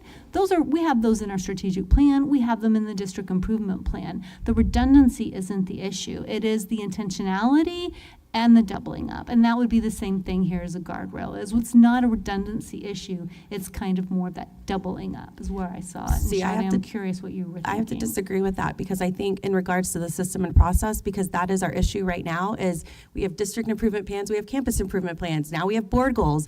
Everything is all over the place. There's too much going on, and we're not giving clear direction to the superintendent. And so I know what you're saying, but I think right now the current system we have, we've got our guiding documents. We've got all this stuff. For me, I don't want to keep piling on extra things when we're trying to build a system. I'm not saying, I know what you're saying, these two things can live together, but in my personal opinion right now, that whole process is messy. It really is. No, I just had a question about Trish's comment. Would you say that is an expansion of one of the current bullet points in the draft guardrails or in the guardrails, or is that a bullet point on its own? Yeah, again, this is up to board will. So this does not pass with one person's vote. This has to be as a board working together. And so yes, it could be added in if that's what the board wills, or it could be separate. When you look at it right now, your superintendent guardrails, the things that we're saying, so we have these outcome goals that are focused mainly on your STAR results, because we're looking at that meets level, and then TSI. That's all we've done as far as academic. Then these guardrails or constraints come in to kind of help add, as Chris has talked about it, those values that go with it. And so when you look at the values, we only have 5 in here. We talk about effective and efficient operations. We talk about impactful family engagement, curriculum, instructional materials, student experience and pathways, and PLCs. But nowhere in here do we call out the discussion that we've had over and over again about student enrollment and retention. And I really wanted this actually in student goals, but just when you look at the research, it doesn't belong in student goals. It would belong in guardrails. I guess I'm just still trying to understand where the resolution fits in this, that's all. So looking at number 5, which is effective and efficient operations, would you say that it is an aspect of that can just be used to clarify what the scope of that item is, or would you say it's something else? I would say it's something else. I would say, yeah, as a board, we have tons of different documents. We have a CFAC charter. We have a district improvement plan. We have a campus improvement plan. We have family engagements and Title I documents. We have tons of documents as a board we adopt.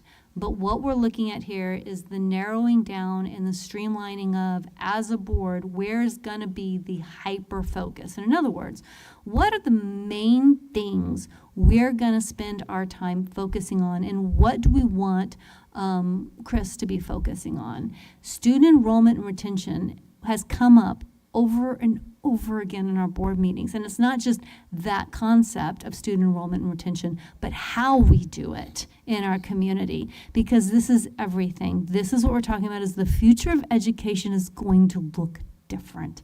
And this strategy is going to be vital for how this district actually maintains its strength over the next 10 years, for where I'm sitting.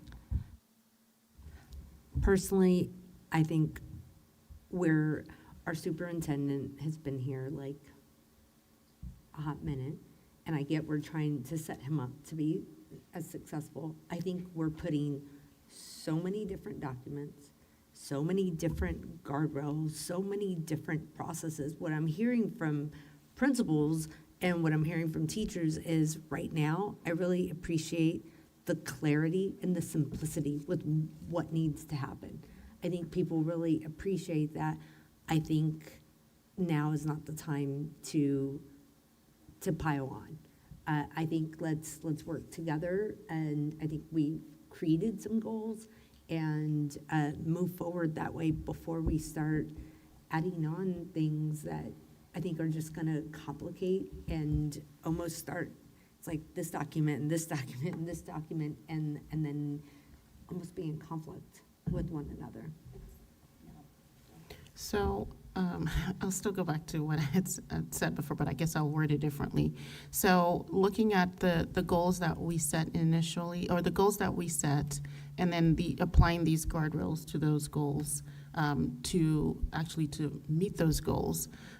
So Tier 1, all that, it's in the PLC bullet point, and then student experience. And I mean, you can see how each of these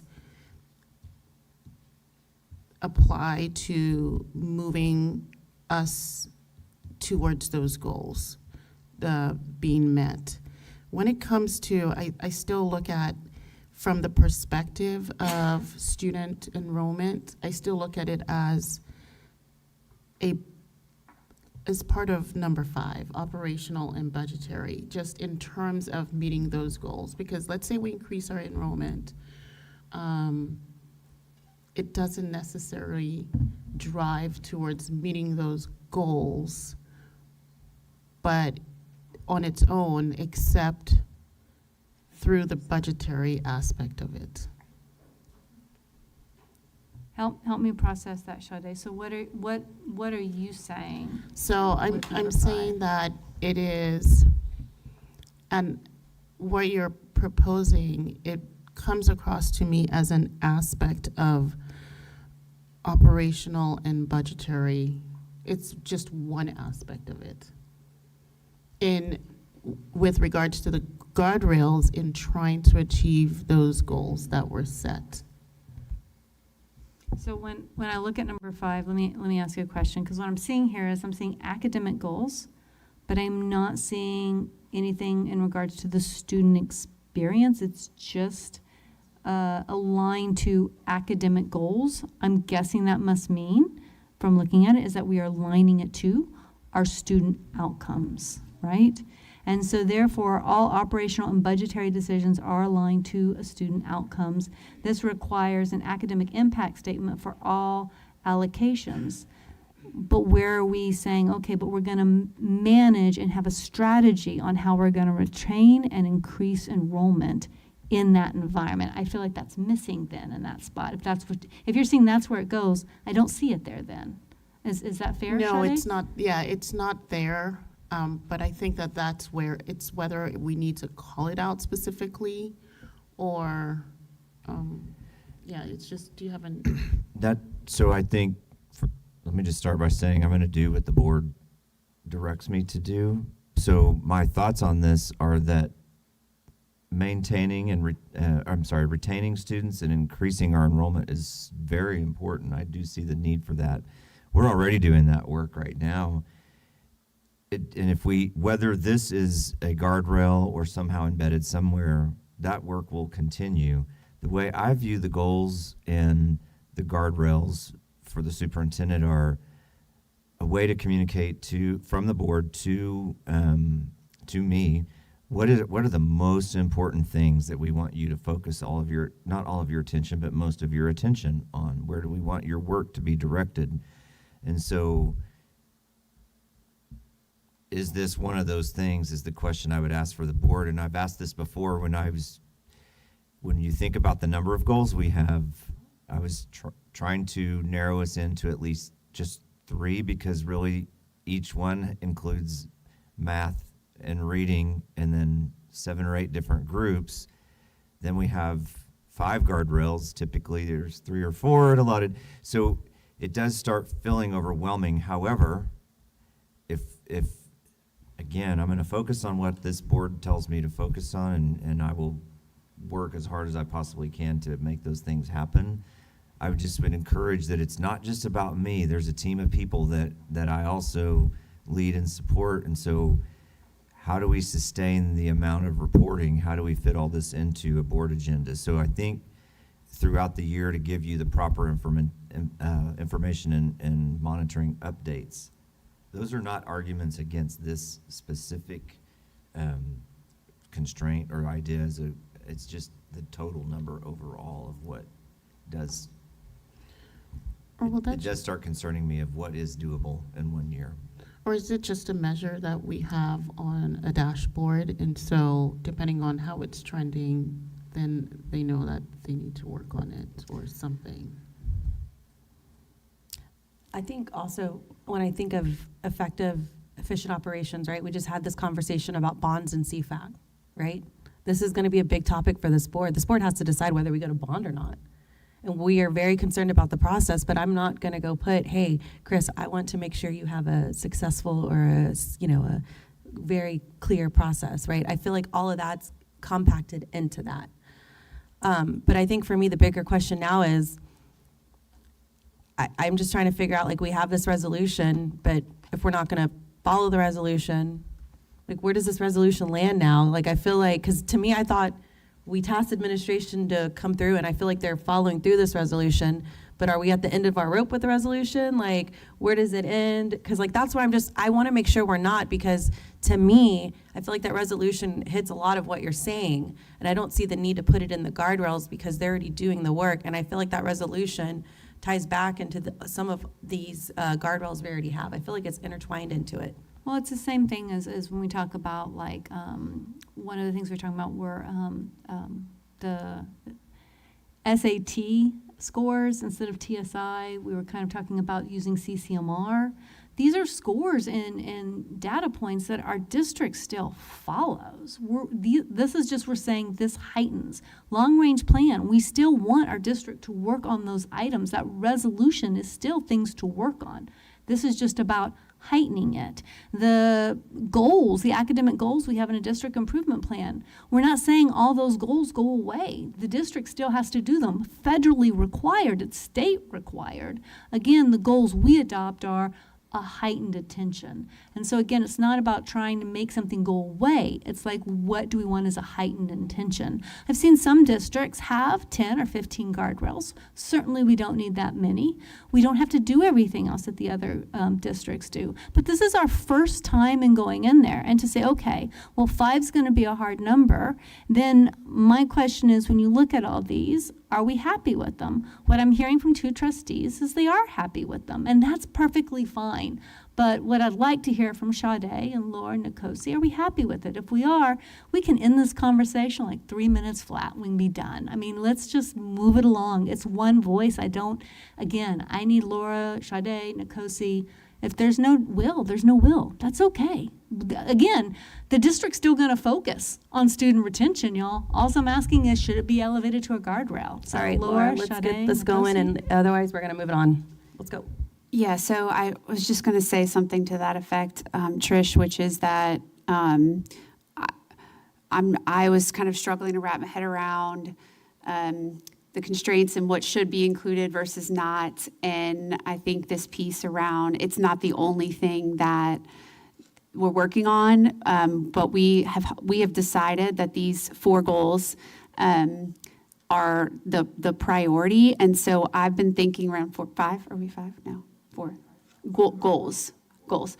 the goals are what we're working on. So what are the guardrails related to those goals is what I'm trying to think about. And I think for me, there are pieces of this that directly relate to those goals. So for example, community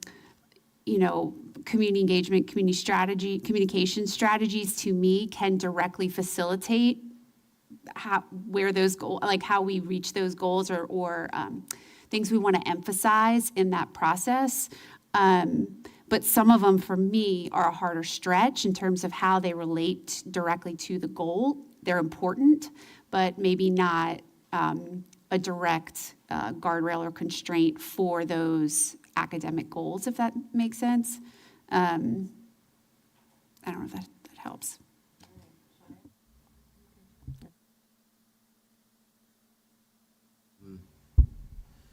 Yeah, what I heard, so one, I would say that this is important to me in the same way that it's important to you. If we can, I think we have agreement that we can get, like, the essence of this, if we can get in, I think we can fulfill this without it being on the guardrails, if that's going to complicate it. And, like, if we can commit to the essence of what the ask is, then I think I'm comfortable with that. And I think we would be comfortable if there's a commitment to deliver a comprehensive enrollment and student retention strategy. And I heard you commit to that, so. What I just heard, though, I had 4 board members are okay with the guardrails, and y'all want to change it. No, I didn't say change. Okay, so you want to keep it? I thought you wanted to change it. What I was just saying is, this is important. We have commitment from Chris that he's going to focus on it, so I don't think there's Oh, okay, I'm sorry, I misunderstood. To put it in the guardrails if we indeed can commit. Got it. To. I agree with you, I was Nkosi. so confused. I was like, all good. Yeah, sorry. I agree with you, Nkosi, that it is very, very, very important, but not necessarily directly related to those goals. Thank you, board. sorry, I misunderstood you. I was like, No, it's all good. just trying to think, when are we going to put this on an agenda? Okay, so then this item is up for action tonight. I will need a motion.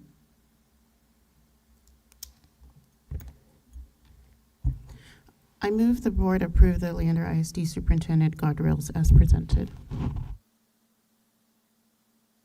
Second.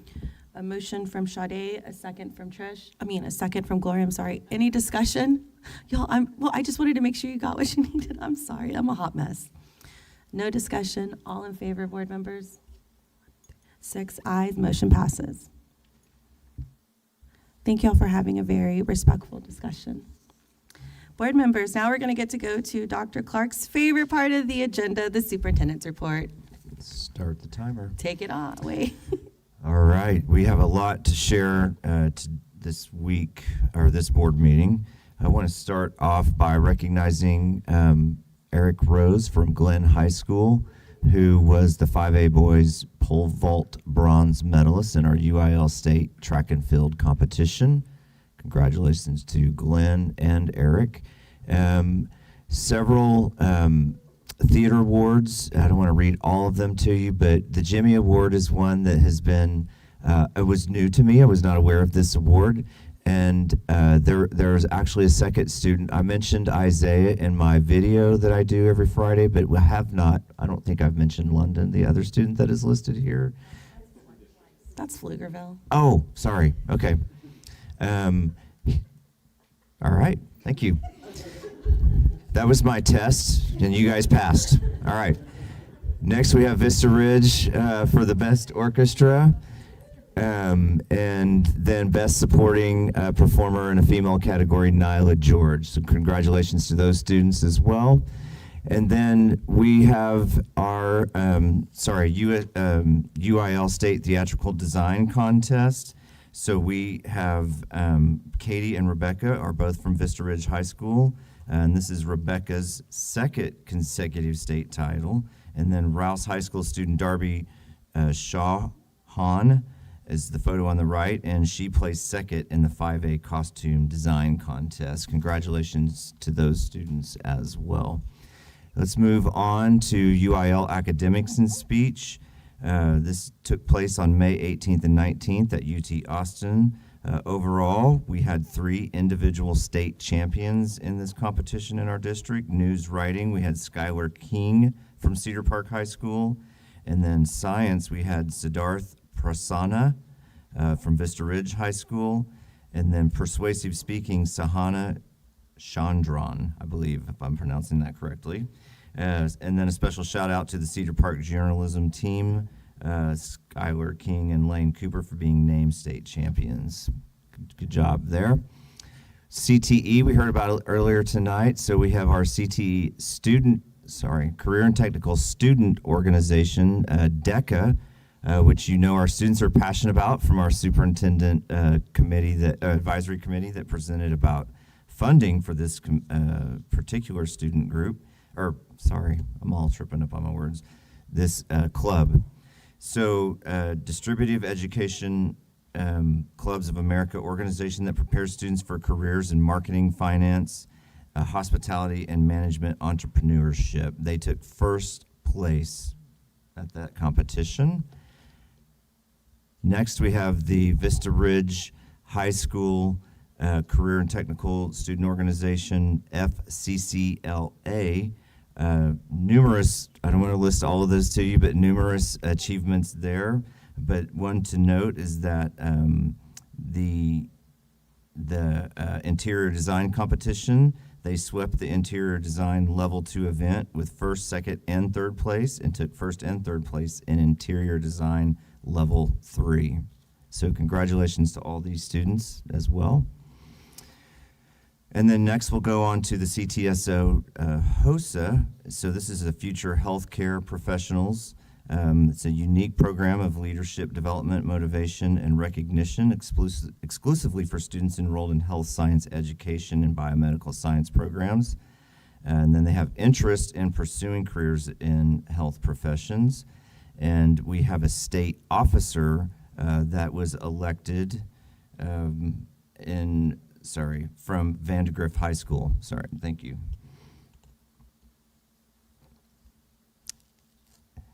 This is our Skills USA CTSO. This is a club that students participate in, and they hone their hands-on skills against current industry standards in more than 100 occupational areas. Everything from 3D animation to welding, and nearly everything in between. At the same time, they develop the transformative career readiness skills, teamwork, communication, professionalism, leadership, and more that fuel career and life success. One particular item that I would like to point out is that Leander High School is home to one of only 12 high schools with an electrical program in the state. And for our students to perform at such a high level is a remarkable achievement and a testament to their hard work and excellence of our staff. It's an amazing program. All right, moving on to ProStart. This is a 2-year industry-backed culinary arts and restaurant management program for high school students. ProStart students learn how to be an industry professional through hands-on work under the direction of a mentor. And then the mentors help students make the connection between their present performance and their future career. Students also learn the importance of arriving on time, being prepared for work, teamwork, and accountability. And you can see here that we have a student from Glenn High School that placed first place in the individual Coca-Cola Refresher Challenge and was awarded a $1,000 scholarship. And then Cedar Park High School had Addison Tolbert that placed first place in the individual competition for the Texas State Fair Foods. I don't know if you guys have eaten any of the food from our culinary programs recently. I just attended an event the other day, and the teacher sent me home. I can't remember what kind of bread that was. Do you remember? It was amazing. It was so good. All right, great students and great teachers in that program as well. And then we also have our Texas Association of Future Educators, which allows students to explore the teaching profession, which is very important to us. I want to point out that LHS had 2 teams that qualified for nationals in teacher-created materials and children's literature for pre-K. And then Vista Ridge High School had 8 students that qualified for nationals. 4 earned a Judge's Choice first place and a college scholarship. So congratulations to those students. Glad to see students that are interested in becoming educators. All right, then we also have our Interscholastic League press conference. Supports middle and high school student journalism programs by providing publication evaluations, student competitions, and educational events. I want to point out, first of all, Yearbook Editor of the Year from Cedar Park High School. We had Addie Lacerdo that was a runner-up, and then Leander High School Sophie Clapp was the second runner-up also. And then we had several star awards from multiple high school, and then tops in Texas. I don't want to read all of those to you because I see my timer ticking, but congratulations to all of those students. And teachers, thank you for the hard work. All right, as I have been talking about recently, I feel like everywhere I go, we are in the graduation season. And New Hope was the first one that we had.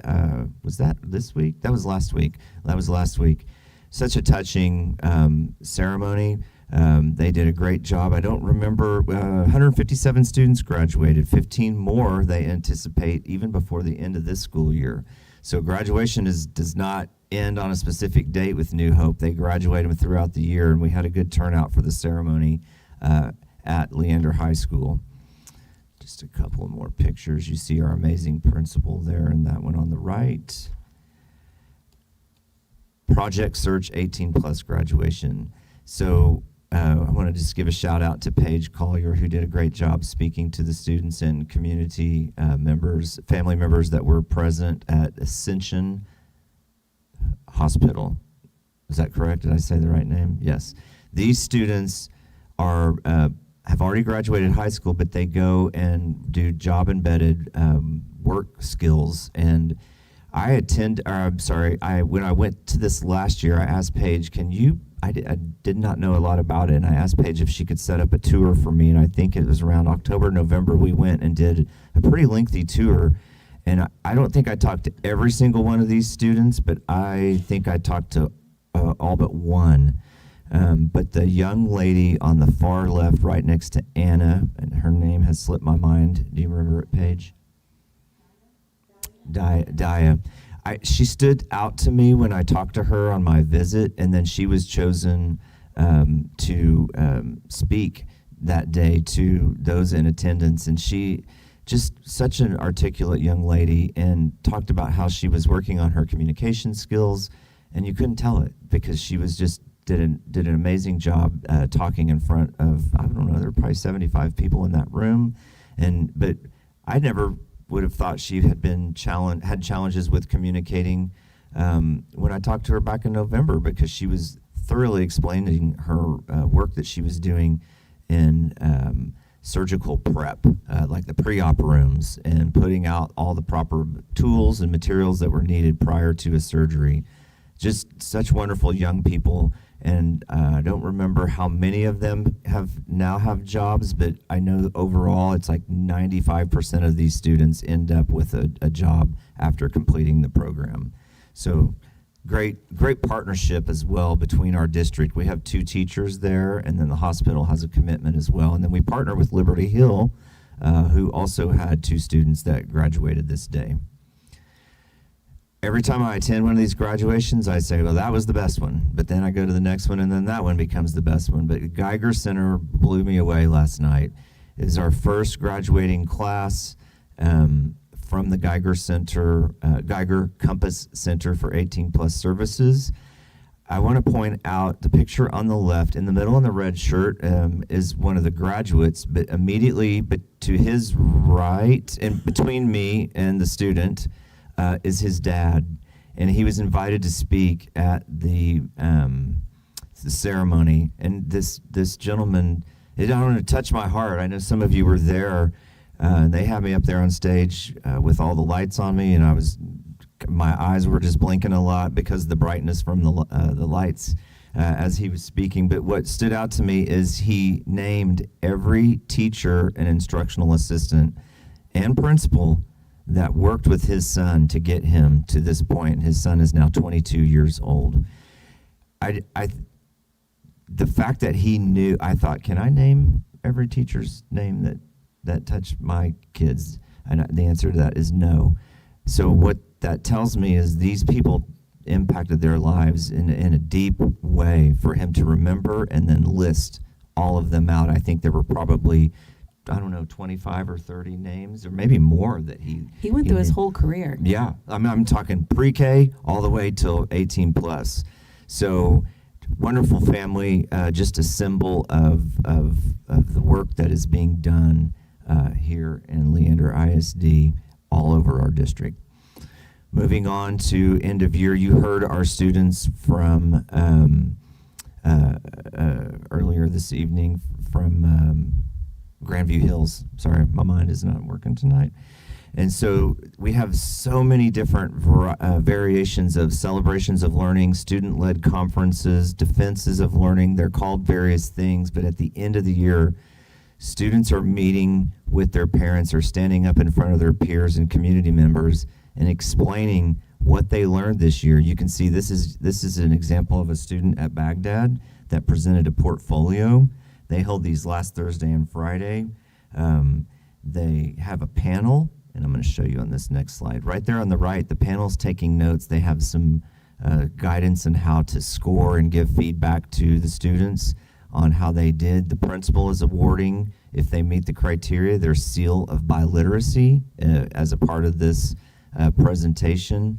I just think the ability for our kids to stand up and communicate in front of a bunch of adults and their peers just blows my mind. I see it all over the place all the time, and I'm so impressed by them. The parent, I want to read this story. So the parent of a student presenting is on the panel and was incredibly heartwarming to watch this parent express their pride and see them crying because of the love and the pride that they had for their children. It was some of the feedback that I was given. And what I want to point out here is, I know my timer's going down. You can see in the middle there the data. She is presenting her growth over time. I believe this is on map data. Is that correct, Angela? Yes. So it's just amazing. And this is Baghdad. I'm giving you a very detailed look, but there also these similar types of things are going on at Leander Middle School. So at a middle school, they had 50% of their parents show up for this event, which you can think 50% doesn't sound like a lot, but for middle school parents to come during the school day, 50% is a lot. That tells you how important it is. This has evolved. It started when Mr. Howell was the president, and it's being carried on by Robert there. I just want to point out that in addition, we had all the Vista Ridge High School feeders, all the Vandegrift High School feeders, Glenn High School elementary feeders, LHS with IB. We had Mason, Knowles, Camacho, Giddens, Whitestone, Blockhouse. All are doing some type of student-led conferences or exhibitions of learning, and I'm sure I've missed some. There are several schools. Oh, I had one more slide, sorry.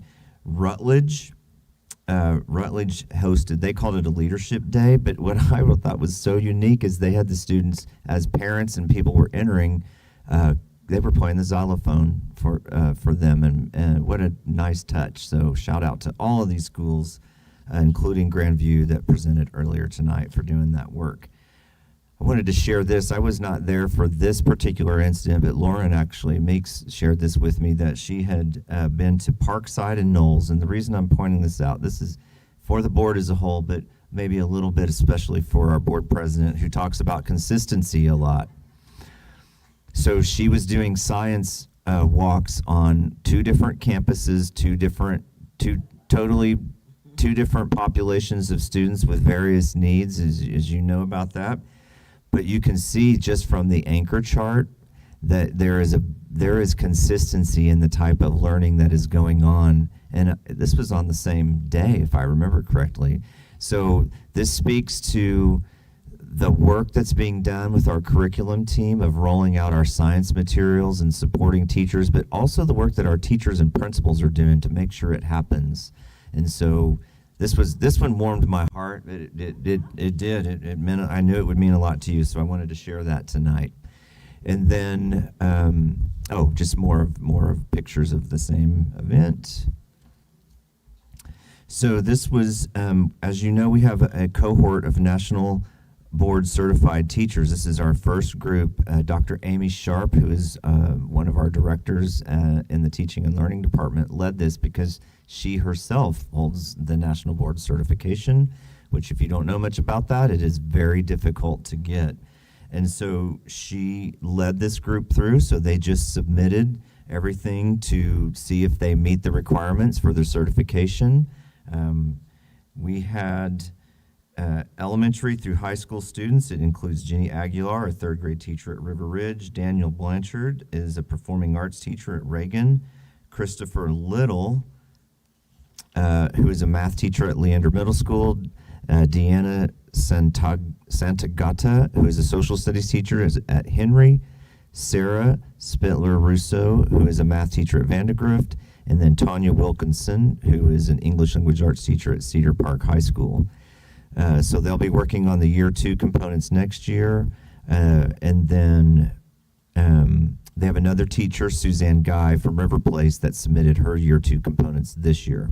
So we celebrate these teachers when they achieve that national board certification, and I know they will. That does make them eligible for TIA.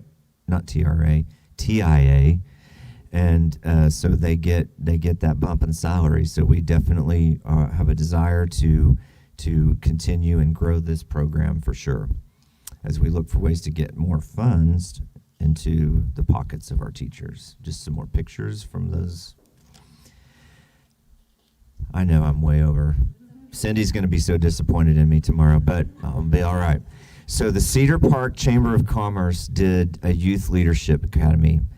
And I went to this event earlier this week, and I'm going to be honest, I wasn't quite sure what I was going to see. Tony, the chamber president, had told me about it, but that was January-ish. And again, these students, they're all 6 of our comprehensive high schools are represented. This mirrors their adult leadership academy, where they learn the different functions of a city, the municipality, what it takes to operate. They even went to the wastewater management treatment facility, which they asked how many of them that was their favorite. Only one raised their hand. I was kind of surprised. Sarah Spradling, who works in our CTE department, actually drove them in a bus to all these locations. The students volunteered. Most of their time in this program was on days out of school. And I was told they requested that because they didn't want to miss their classes, which I was impressed with that, and that they were present and fully engaged. I want to point out that these 3 young people who were part of this group, I have their names here. Carter Long is the young man in the middle. Cleo Wang is the young lady on the far right, and Marissa Kubasiak is on the far left. They are all 3 seniors, I believe, but Carter is at Cedar Park, Cleo's from Vandegrift, and Marissa is from Cedar Park.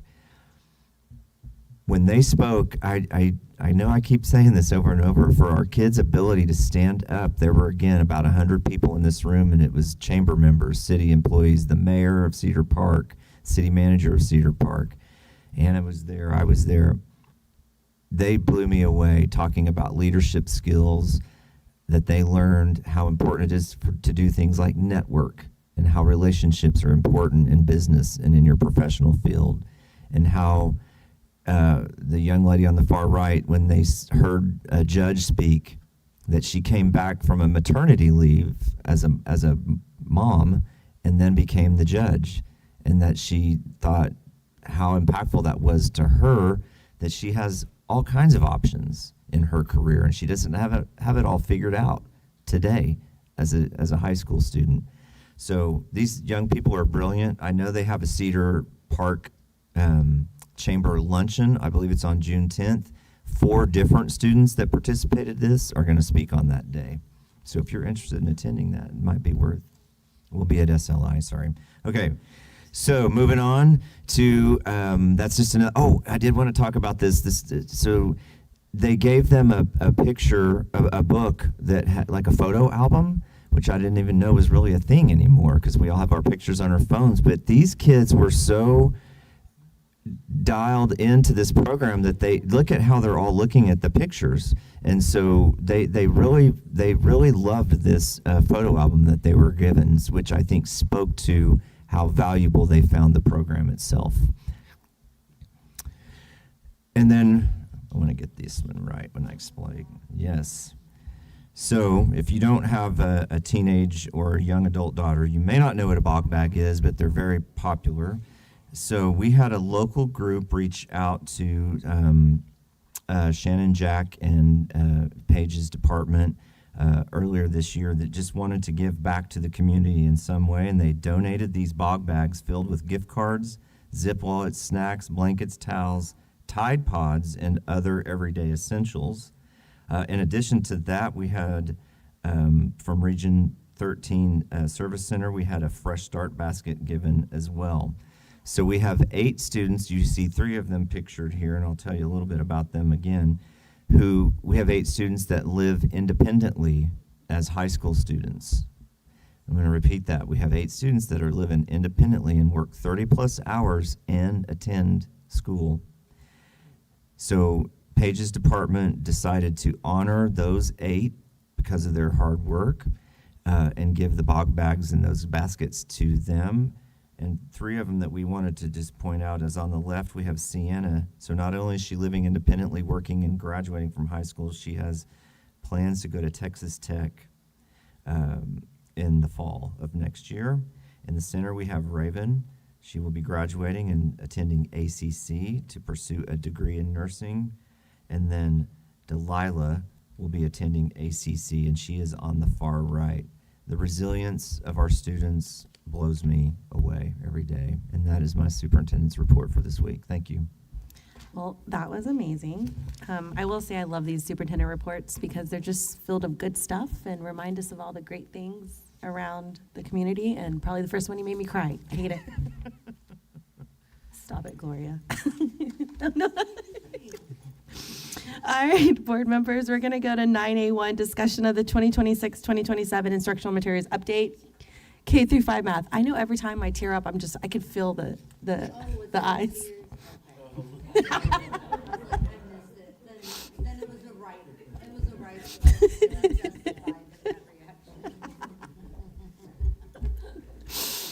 All right, Amanda and Lauren, y'all can take it away whenever you're ready.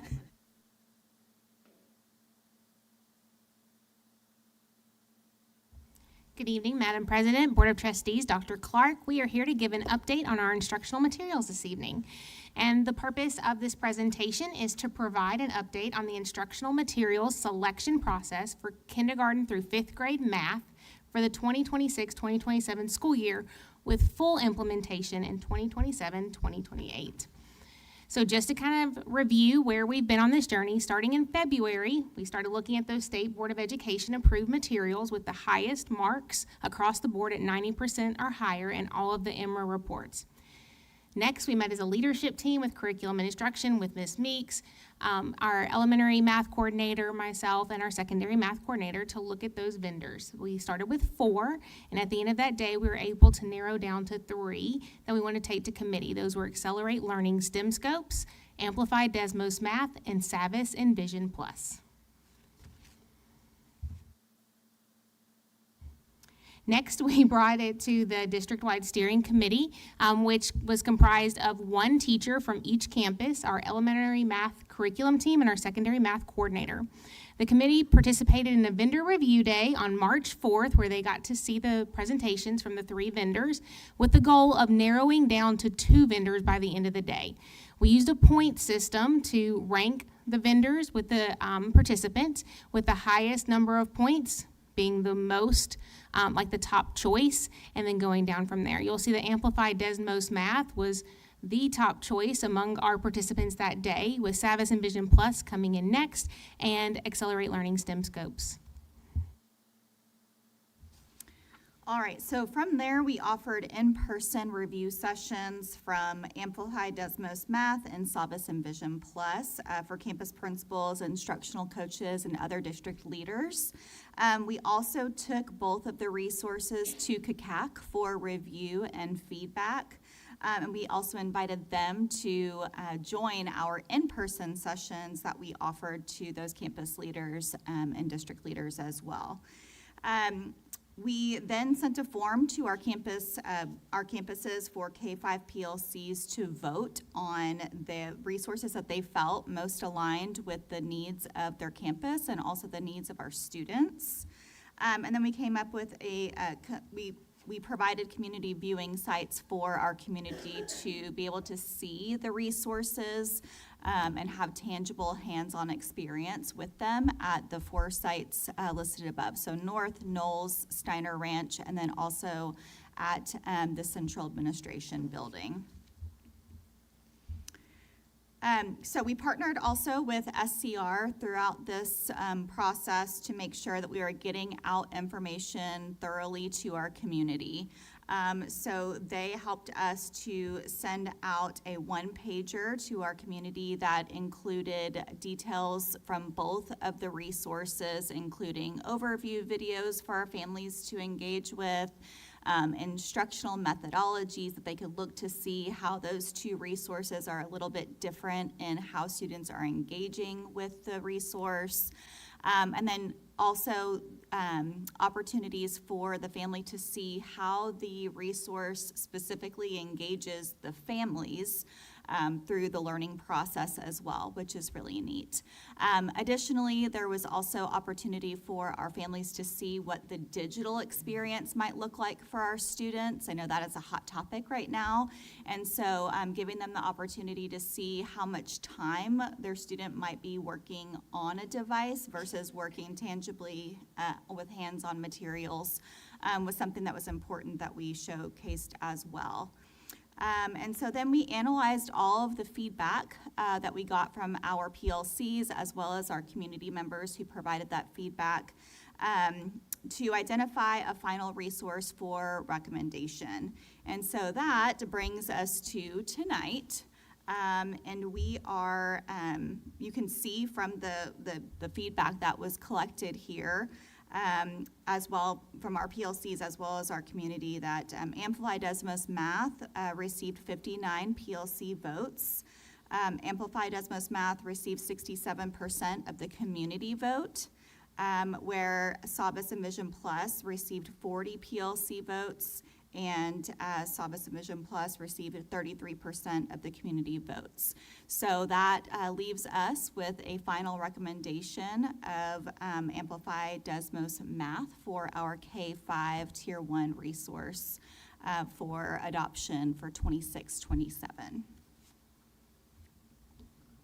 And that's it. Any discussion? I just wanted to add, this is the same resource that's been piloted at how many schools this year? 3 schools. So we have a decent amount of familiarity with it because it was piloted 3 schools, but all different levels of. Yes, Yeah. and also it is a current resource, not in its current form, at the secondary level as well.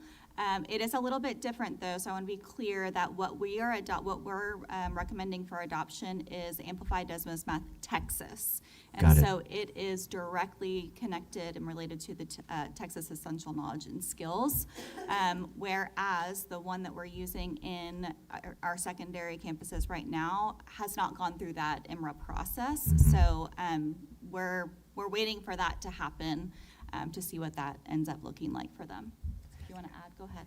It's also incorporated as a supplemental for our Pathway 2 students in Math 5-6. And so it takes our Bridges curriculum and supplements in areas to go into 6th grade math, since it is a secondary supplement as well.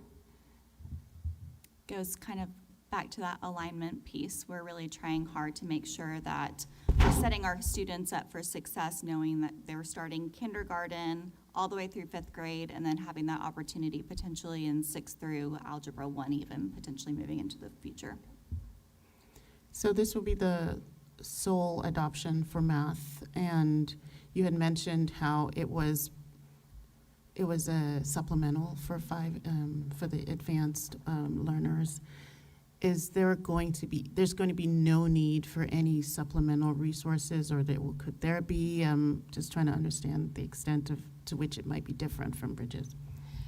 So I won't say that it will eliminate any need for a supplemental resource. There's always going to be a need for that based on student needs. However, it is completely comprehensive, meaning that it is going to have intervention built in it, as well as reteach and extension opportunities. Amplified Desmos Math considers that as the stretch activities, where it asks students to apply the math learning to specific real-world application. And so you will see, what we supplement with right now is a lot for intervention and scaffolds for our students, as well as extension. And so those are built in. But I do believe there's always a need for us to sometimes think about a supplemental resource, because students do need multiple opportunities to be retaught information if they don't get it the first time.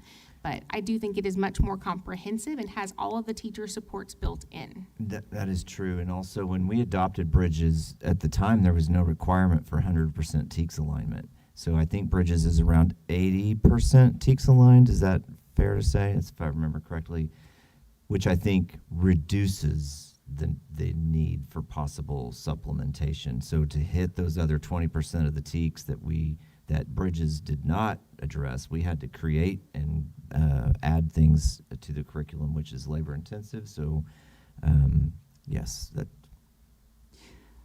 So just to clarify, it sounds like this will make things easier for teachers because it has these things. Okay, good. The other piece, love hearing about how it has with the intervention and the extension. Regarding that, are those, well, you hit on this a little bit, the piece around digital versus like paper. So with all, there's lots of discussions all over about, especially our younger grades, if there was some sort of, change statewide or whatever that required us to be not on computers with our youngest learners, would this still be a curriculum we could use, or would we have to go back to the? Absolutely, it's something we can continue to use. Everything is available in paper format as well as digital. So the teacher has the opportunity to flex in and out of those spaces as the students need it. It also does have an online practice platform, but the majority of Amplified Desmos Math, even the digital version, is printable PDFs, like fillable PDFs. So it is, in my opinion, one of the materials that is lighter on the digital side.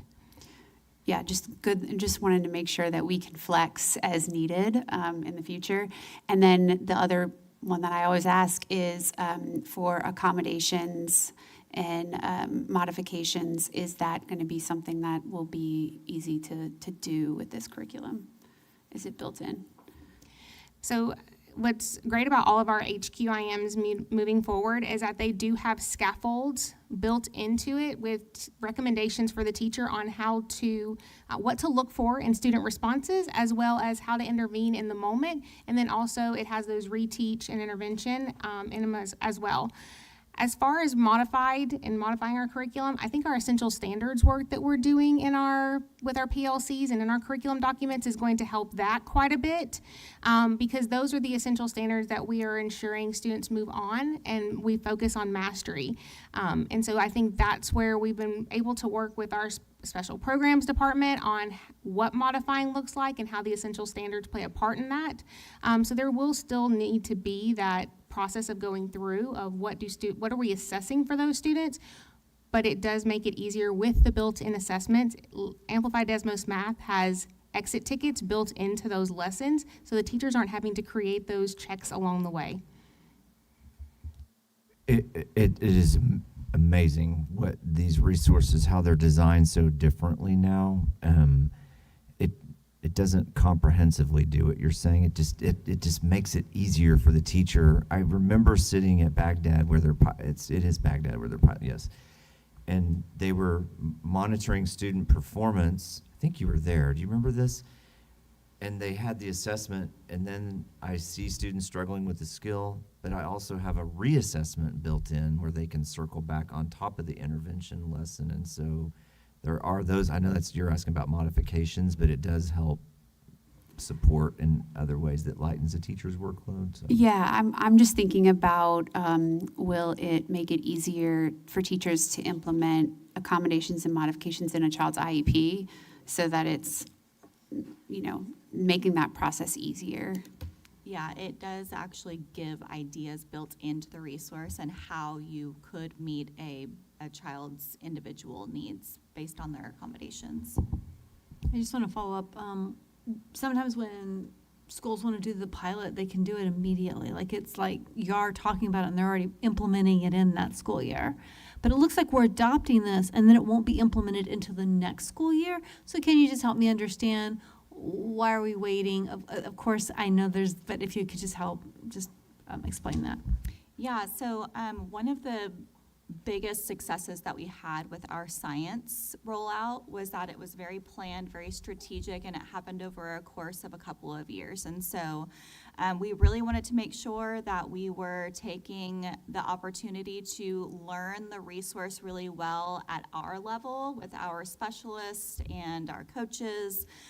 That way we can develop a really great professional learning plan with that knowledge to be able to roll out very purposefully and strategically for that next year. So it gives us a year to really figure it out. But we also do have some campuses that are very eager to roll out something new. And so we're working right now with our area superintendents to identify some campuses that would be appropriate to engage with that work for next year. That will also be a super great help to us to kind of figure out the kinks and different things that maybe we need to work through before we roll out from a more larger approach district-wide. So yeah, that gives a little bit of background of why. Absolutely, and I love that.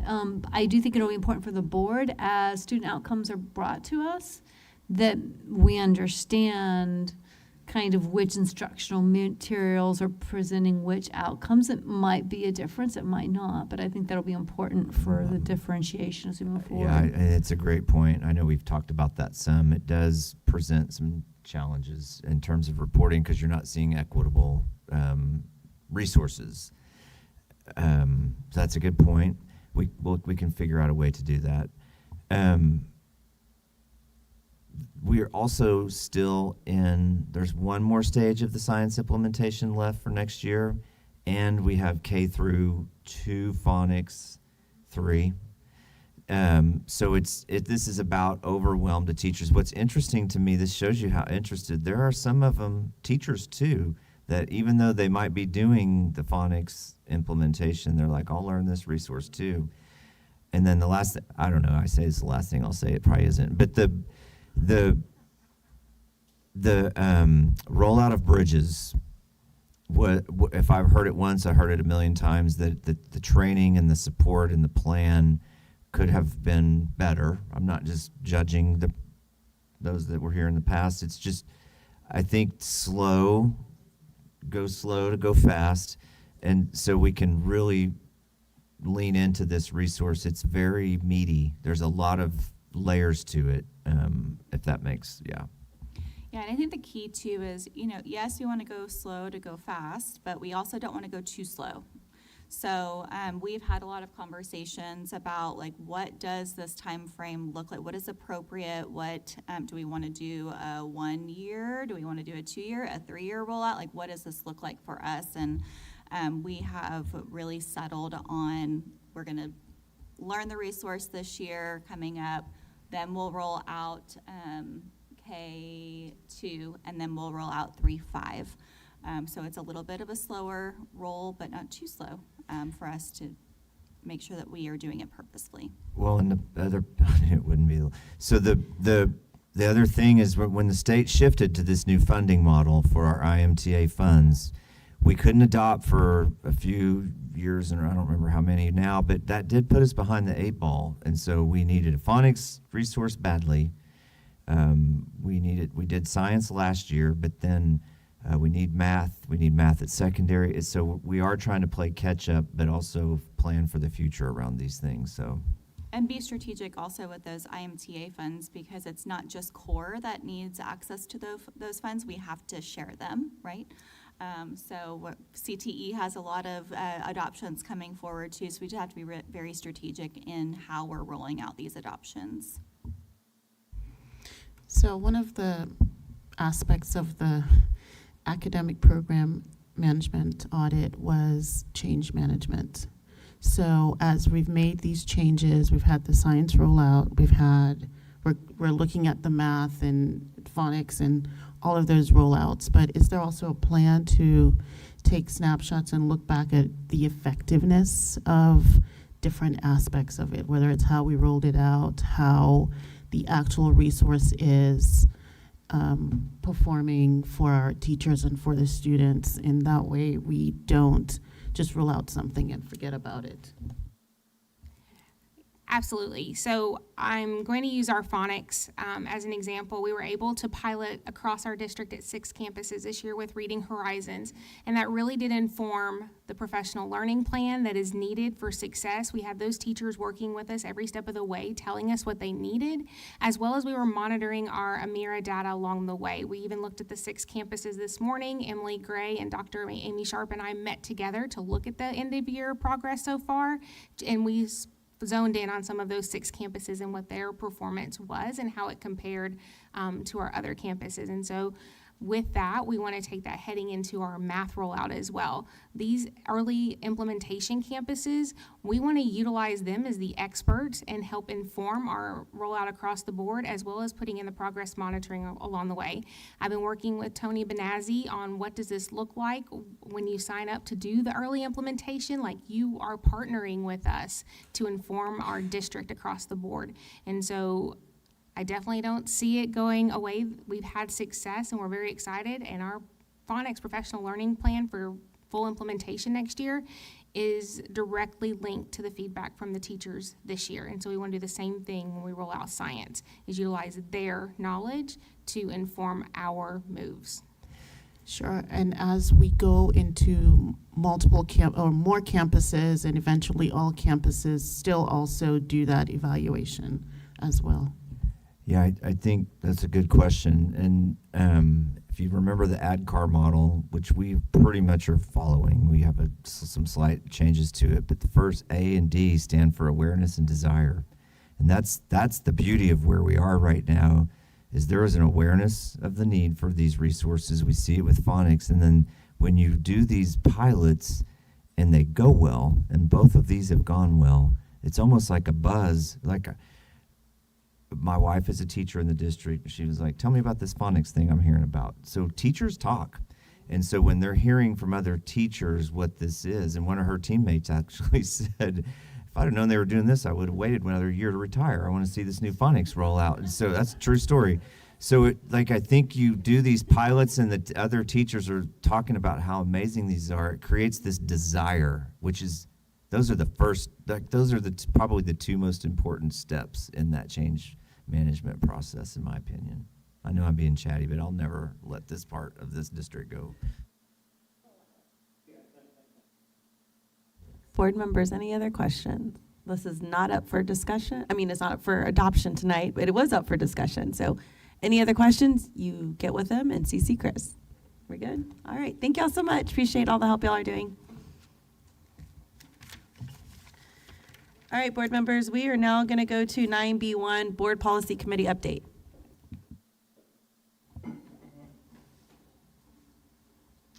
What? All right, good evening, trustees and Dr. Clark. I'm going to keep this very brief, and I'm just going to open up the conversation a little bit here, but also make sure that your policy committee members, Trustee Fashkun and Trustee Bodie, have an opportunity to weigh in as well to provide you any of this information. This is just a high-level review, and you may recall that in Friday's board memo, there was some information in there. As of tonight, I can actually update some of that information because you passed 4 more policies in your consent agenda tonight. So for this school year, that's 39 policies that as a board, as a policy committee have been reviewed and you as a board have adopted. That's a lot of work.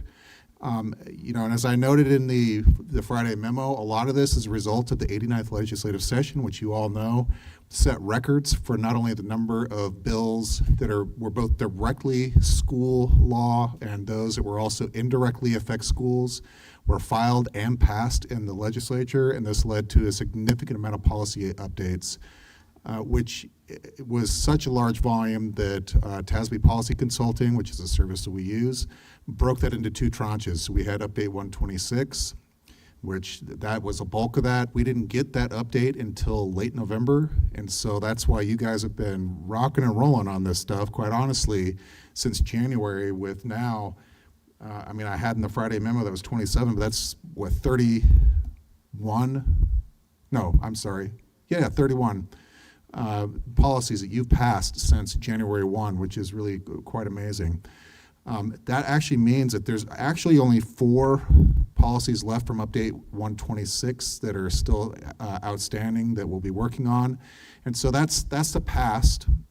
The present is that you have these 4 policies. 3 of them are actually, they're not substantive, they're more language cleanup that we just need to finish up on.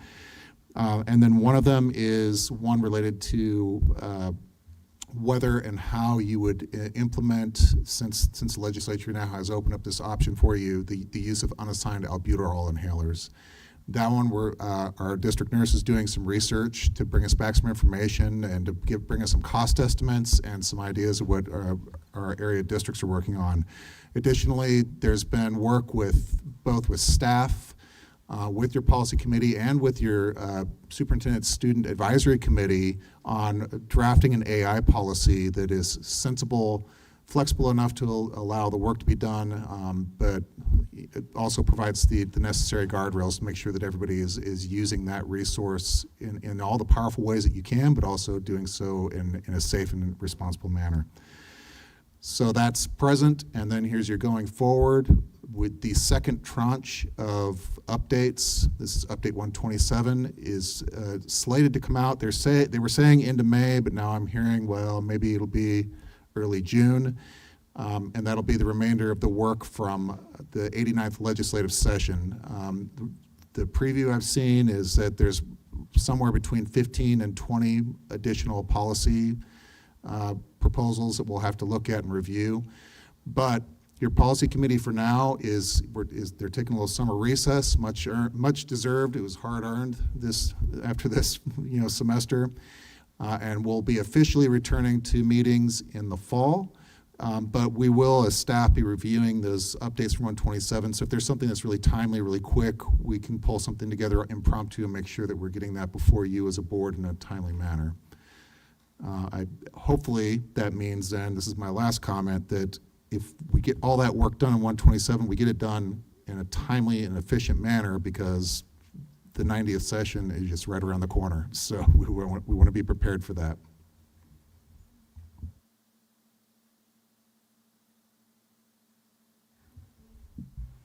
Board, we'll just continue to update you as we have been in board memo, and if you can just make any comments you want to, I think it's Sean is where we've been directing all the comments. Administration also will be working on things, so although Sean's highlighted the things that are like updated by the legislature, sometimes there's a domino effect where then administration goes, oh, well, we need to work on this policy, or maybe there's something the board's doing, and administration goes, oh, let's work on that policy.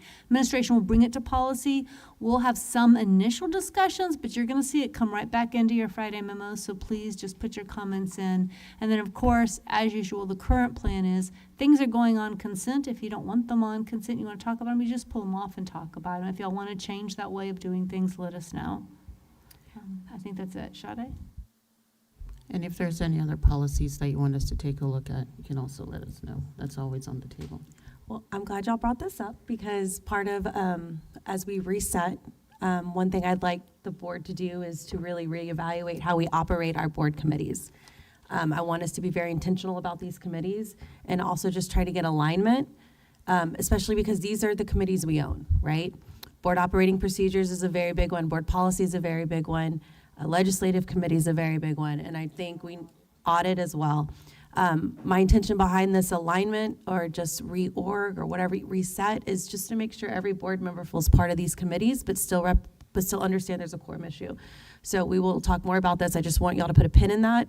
If you've got some ideas what that structure looks like, please email Chris that way and Sean. That way we can get an idea, because as this policy starts going, audits start coming, we've got to be very mindful of our capacity of not only of board members, but of our administration.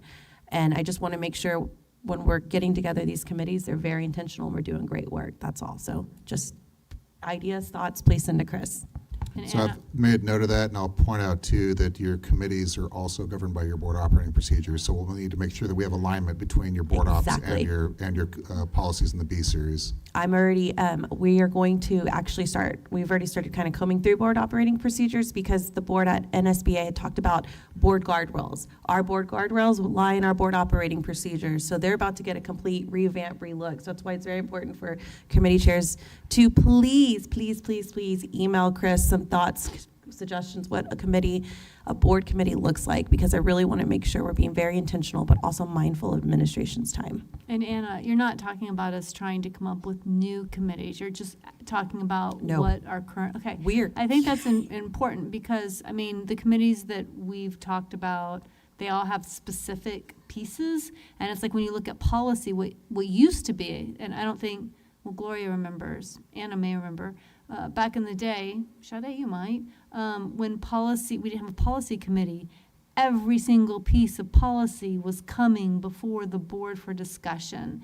And the amount of time that took in meetings, oh my word. And if we see this continue with legislature as we anticipate with the 90th, how we do this work properly is of course going to be vital. So just something to be thinking about as we move forward. Yes, that's definitely the case, and we are trying to make sure that we are balancing efficiency with making sure that the board has opportunity to have its voice, because this is the board's policy, and so you do own it, and we are here to assist you to both adopt it and to implement it. I agree. That's where I'm going with. I want to make sure it's owned across all 7 seats, so yes. But board members, please, CC, Chris, get with Sean. I want to know what that looks like, so that's it. And I was just thinking too, it might be helpful, like, I don't know how often board operation procedures meet. Like, policy committee we're talking, but I think operating procedures just meet twice, or? It's in our board ops. We're only supposed to review them annually. Well, no, you can meet as many times. Right, but we the don't. result to the board. Right, and that's the Yeah. problem with this. Like, I don't know how often, as board president, I don't know when board policy meets, nor do I know what y'all are talking about. Nicosia has no idea what we're talking about in legislative committee. Yeah.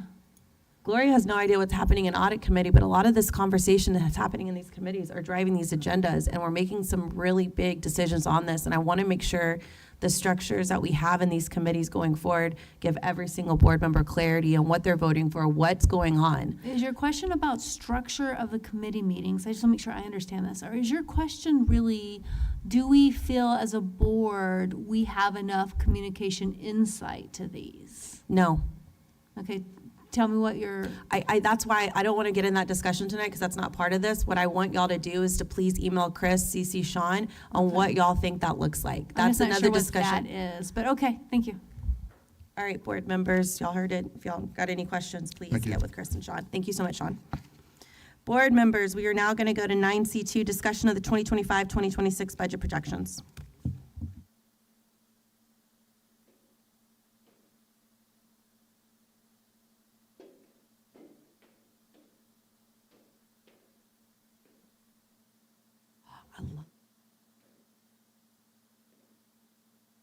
Whenever y'all are ready, take it away. Good evening, board members, Madam President, Dr. Clark. Okay, the first thing we're going to look at, and this is something I've been bringing since January, right at the end of every month, kind of looking at the projections for the end of this year. I'm going to point out a couple of things. Last month, we were at an projecting $11.8 million deficit, and now we're around 10.8. So again, we typically see kind of ground making up either in payroll savings or other things. But I want to point out a couple of things in here that are important. And it's built in here, but we are going to be asking at the next meeting to transfer over $2 million to the health insurance fund. But I had already had that in the projection, so it didn't impact where we're going to end this year. So I wanted to talk about that. I also wanted you to look at the savings. So right now we're about $12.8 million on the expenditure line, if you can see that. And if you look at 3%, 3% is around $13 million of estimated revenue. So we are meeting, again, it's kind of just proving out why we moved from that 1.5% to 3% budget parameter is we do end up realizing about 3% of savings, and we're realizing that this year. So we are on target for that, and I just wanted to make sure that I pointed it out. The last thing that I want to talk about is the revenue, because we have some revenue in there for SHARs, and we've talked about that at several of the meetings as well. It's getting closer to the end of the year, and Pete's been working with Sean, so I'm going to ask him to kind of talk about where that's at, because we may be taking that out at the next meeting, which is going to cause the deficit to increase, but I'm getting worried about not receiving those funds by the end of this year. But again, I'm going to ask Pete to kind of speak to that and let us know where we're at. Yeah, just give you a quick update on where we are with that. We have a court or a Zoom meeting with the administrative law judge scheduled for July 8th. We have reached out to HAC and tried to find a method that we can, both parties can agree to resolve this without having to go through the administrative law judge process. They didn't not accept our first offer. We are in the process now. We've asked for just some general information as to what was their concern, what is the things of that nature. And once we get that information back from them, which we hope we will get something back from them, then we will be able to submit a second proposal or offer, so that we can avoid having to go through the formal process. It behooves us to do that process, because while it's long and lengthy and it's a pain, you're going to get your money. It's just, are you going to get it now? Are you going to get it 3 years from now? Are you going to get it? We're not going to get any more money, but we're going to get the money. It's just a matter of going through the process. If we were to drop it, we wouldn't get anything for that year. If we were to go and win our one little piece of the case that we have, we could, it's $250,000, $350,000. It's not a massive amount of money, but that would be effective across the whole state of Texas. So I think it behooves both parties for us to come to an agreement beforehand, before we have to go through that process. Because once that decision will be made, then that will affect all the districts that have appealed and all the districts across the state. So that's kind of where we're at. It's not, but since we did appeal 22, as I mentioned before, 23 and 24 are just sitting there held up, because they're not going to release those funds until 22 is taken care of. So, like I said, it will be coming. It's just a matter of when it comes, and do we go and try to set a precedent across the state. We're the only school district I know that has a court date. So that's unprecedented in and of itself. Most districts have either given up or they have lost. A lot of ALJs, the administrative law judges, have basically said they don't have jurisdiction. We've had one that felt that we had a good enough reason to take it to schedule a court date, so that's where we're at. So just give you a heads up, that's where it's at. I have not talked with our auditor. Typically if you receive the funds within 60 days of the end of the fiscal year, they're able to count it for that year. If I remember correctly, last year they gave us an extension to about mid-October. I expect that will hold true if and when, if we were to finish all that out and those funds would be received. Typically, if you either ALJ says they don't, for the districts that the ALJs have said they do not have jurisdiction, those funds are released within 2 to 3 weeks. So just a matter of once this is decided, those funds will be forthcoming fairly quickly, and they will have 22, 23, and 24. So it's just 3 years, and so that's kind of where we're at on that piece. So we're in the middle of that. Sean will expected to reach out to their attorney one more time and just ask for some specific details as to what exactly HHC is looking for, or what some of their concerns may have been with our first proposal. And just want to give you an update on where we are on that. If we can possibly get some of that information just to the legislative committee, I feel like this is something we need to be talking now to our legislators. When I talked to Representative Busey, he had no idea, right? And so I think as we get ready and prepare for this session, and the fact that we're one of the only districts, I think this is something we need to highlight. So if we can just get that information to the legislative committee, that'd be great. Will do. Okay. Any other questions about? Board members, any other questions? I'll do a quick intro on the next one and give it to you. No, just, okay. That's all. All right, I think we have no other questions. All right, next we're gonna head to, I'm pretty sure this is y'all. 9C3, 2026 property value overview, discussion of 2026-2027 proposed budgets for adoption, and House Bill 1522, required taxpayer impact statement. Good evening, members of the, Madam President, members of the Board of Trustees. This is a presentation. Gina's going to get us started. I just wanted to briefly just let you know, included in the packet is a copy of the tax impact statement that is new this year. You'll notice that in the notice.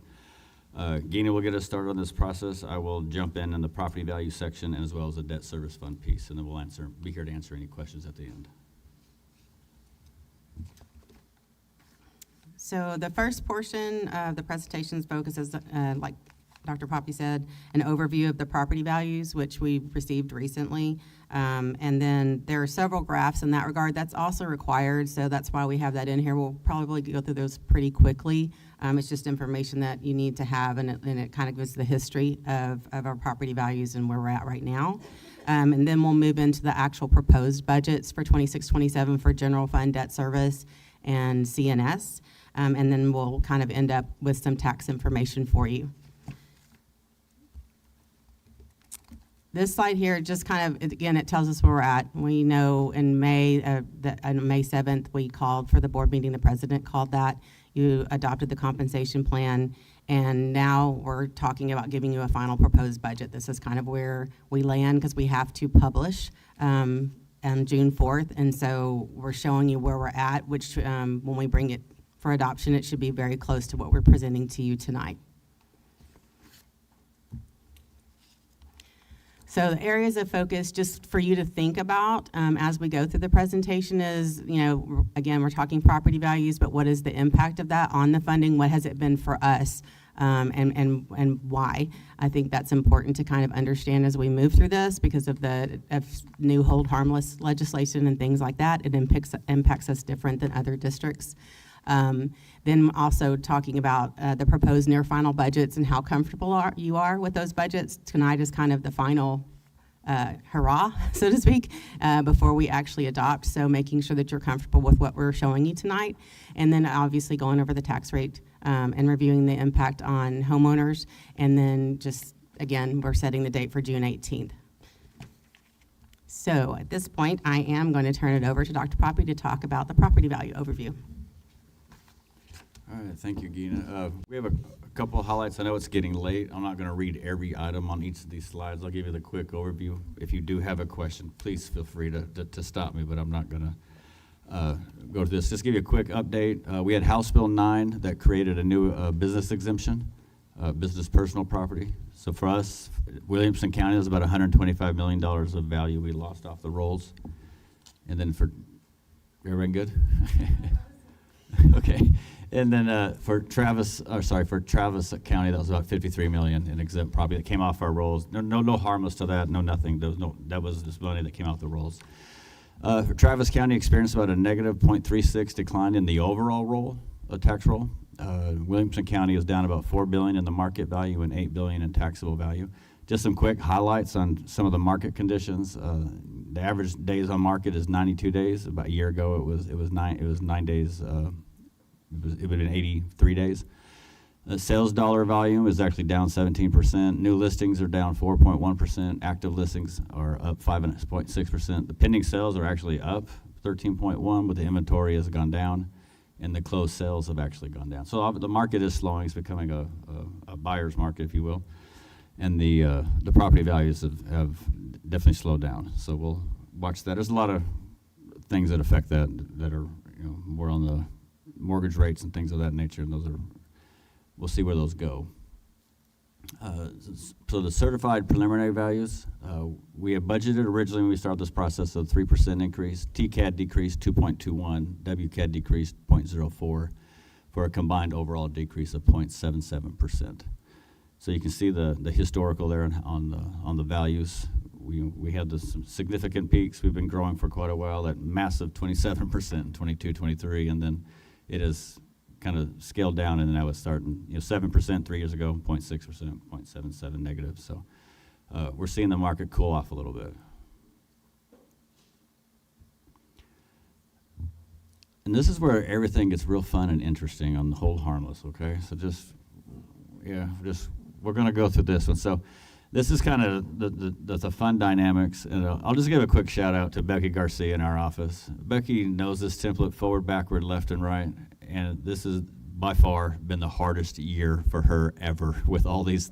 It seems like every little issue in school finance affects Leander ISD this year. I mean, it's just you know, I mean, she is one who takes a vast amount of pride in the work that she does and the numbers that she gets, and she is just so frustrated, but. Just give you a quick highlight. Your property value growth rate, you know, we budgeted 3, came in at -0.77. The change in money was $2.23 million decrease. Maximum compressed rate, no change.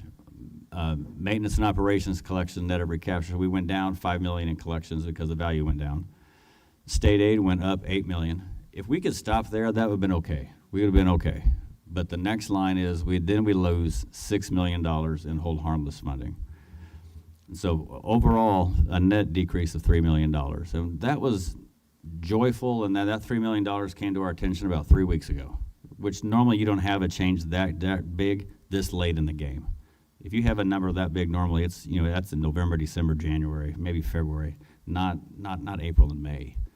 So that was very frustrating, but again, we've done all the work. We were able to kind of recalibrate a little bit, and some of the things that we had wanted to talk about were taken off the table with that, but we were in a position, you know, through the work that we had done prior, that we were able to adjust and still not have to affect any, you know, the campus staffing at that point, but still were able to come in where we wanted to come in. Just weren't able to do some of the things that we had maybe originally talked to the board about throughout the process. Just state funding formula, if you just get quick history, the green is the M&O taxes.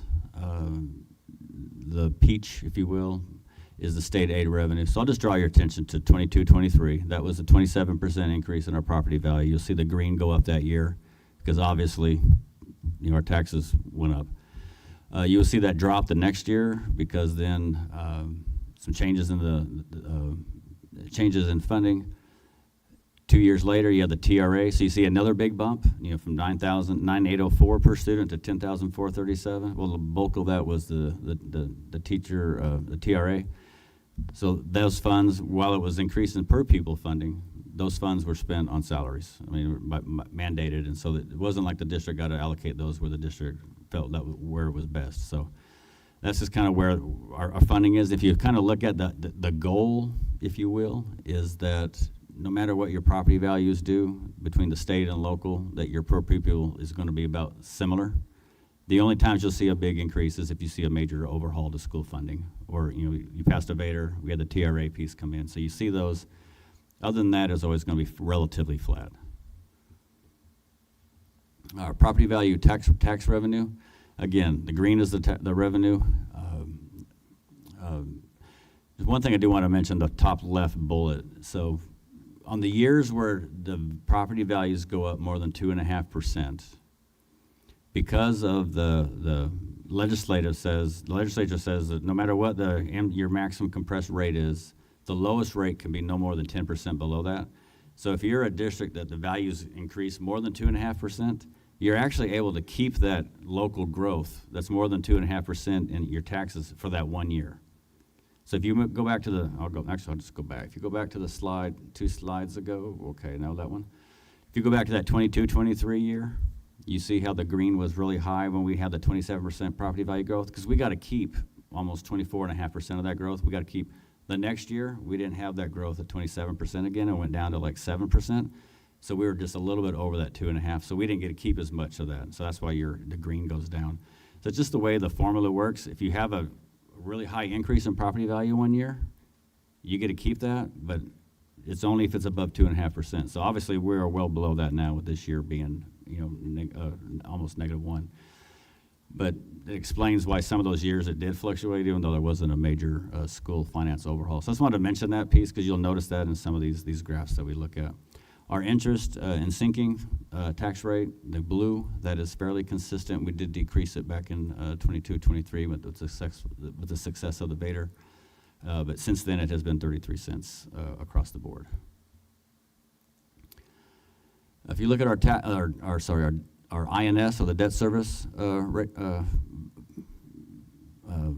guess, property value and tax revenue. So the blues is our tax revenue. It's fairly consistent.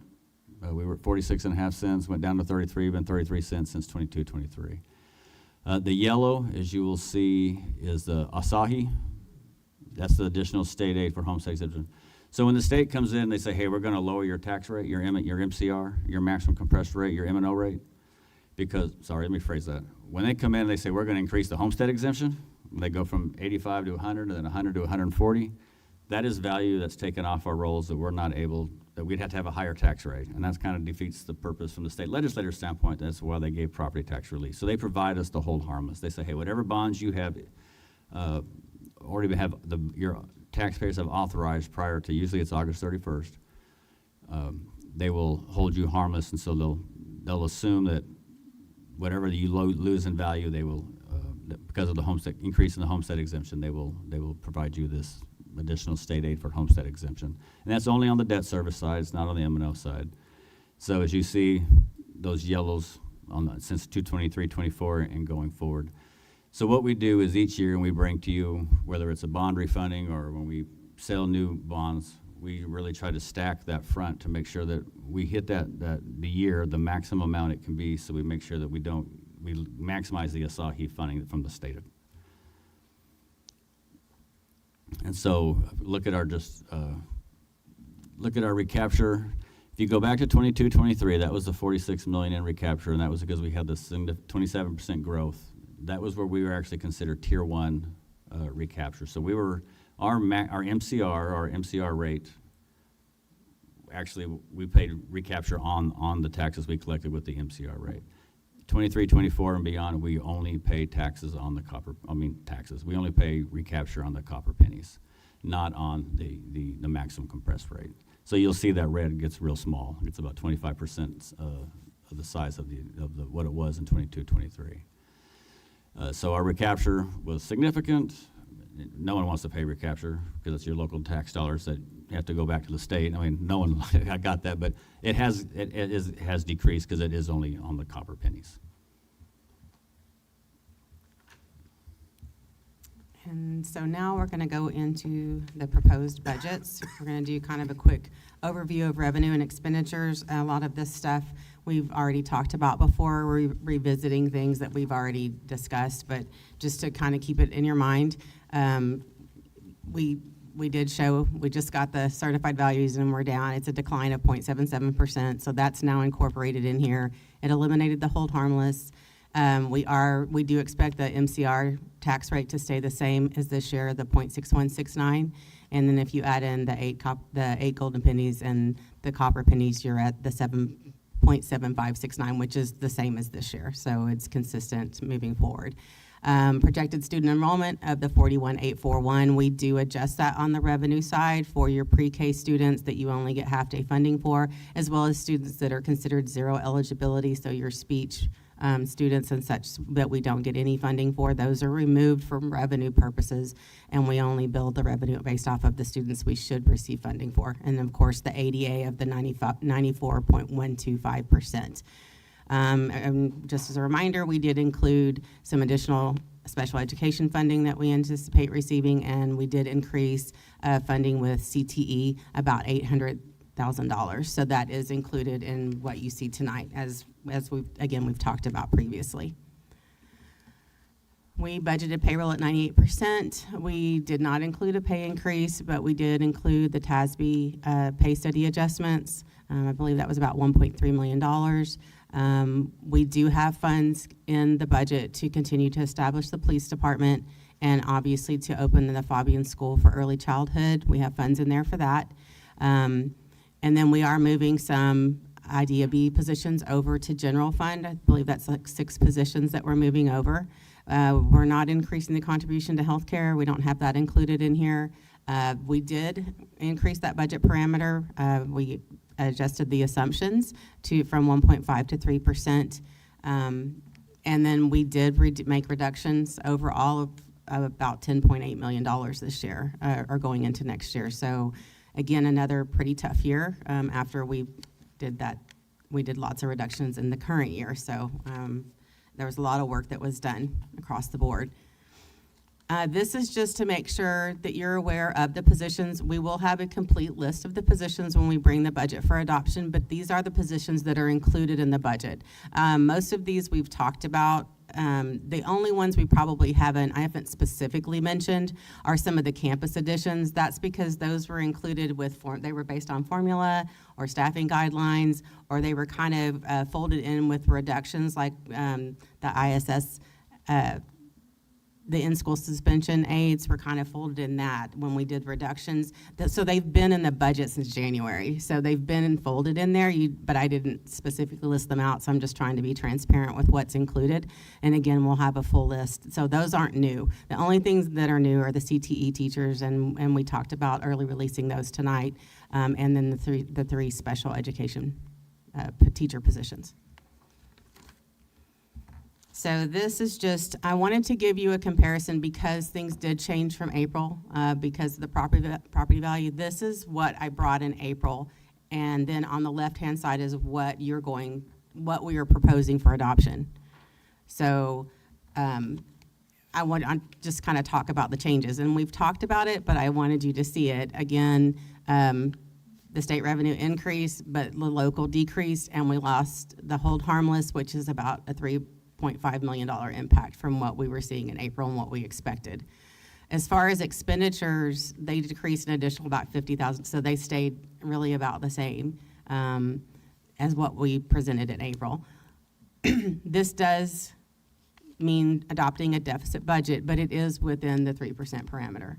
So we are maintaining that. It's just not as healthy as we would like to have seen, but it is within the parameter. So I wanted to point that out. And then, of course, I always want to give a 3-year look because I think that that's important. And I'm sorry, I hate bringing bad news. I feel like I always am. We are in a good position this year, obviously. We're within the 3% parameter. Next year, if nothing changes, again, I've not included any increase for enrollment. I've not included any increase for ADA. Again, I've said over and over again, I'm just not willing to do that. I'm trying to be conservative. If nothing changes and we do not make additional reductions, we will be looking for additional reductions of about $4.5 million in 27-28. And then some additional reductions in 28-29, so I think about $4 million more. If you make the 27-28, then the 28-29 will come down.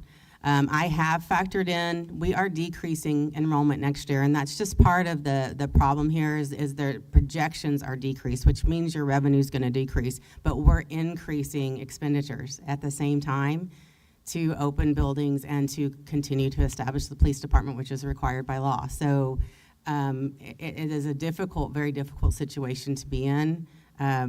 But it is where we are, and I just want to be very transparent about going into this next year about where we're at right now if nothing changes. Things can change, and we'll be monitoring that. We'll have a much better idea once we close this year about ADA, about open enrollment, things like that we might be able to make changes and bring back different projections. So it could be a lot better news in the fall, I'll be honest. Then this next slide, I just popped in, if we go for a VADR, then obviously that gives us some additional funding. About 6.5, those are early estimates. We need certified estimates. We would shore that up at the time once we receive those to bring that back. But it does put us in a better position, especially for 26-27. I think, providing a one-time would be absolutely doable. But I don't know that we could even do a pay increase in 27-28. Again, without looking for reductions or including additional revenue, doing something different. It's just kind of a reality of where we are, and other districts are. I mean, we are not alone in this, but it is a reality we need to face it and not stick our heads in the sand. Does anybody have any questions about this? Okay. Do you want to stop? Do you want to stop now, or do you want me to finish the presentation? Okay, go ahead and finish. Okay.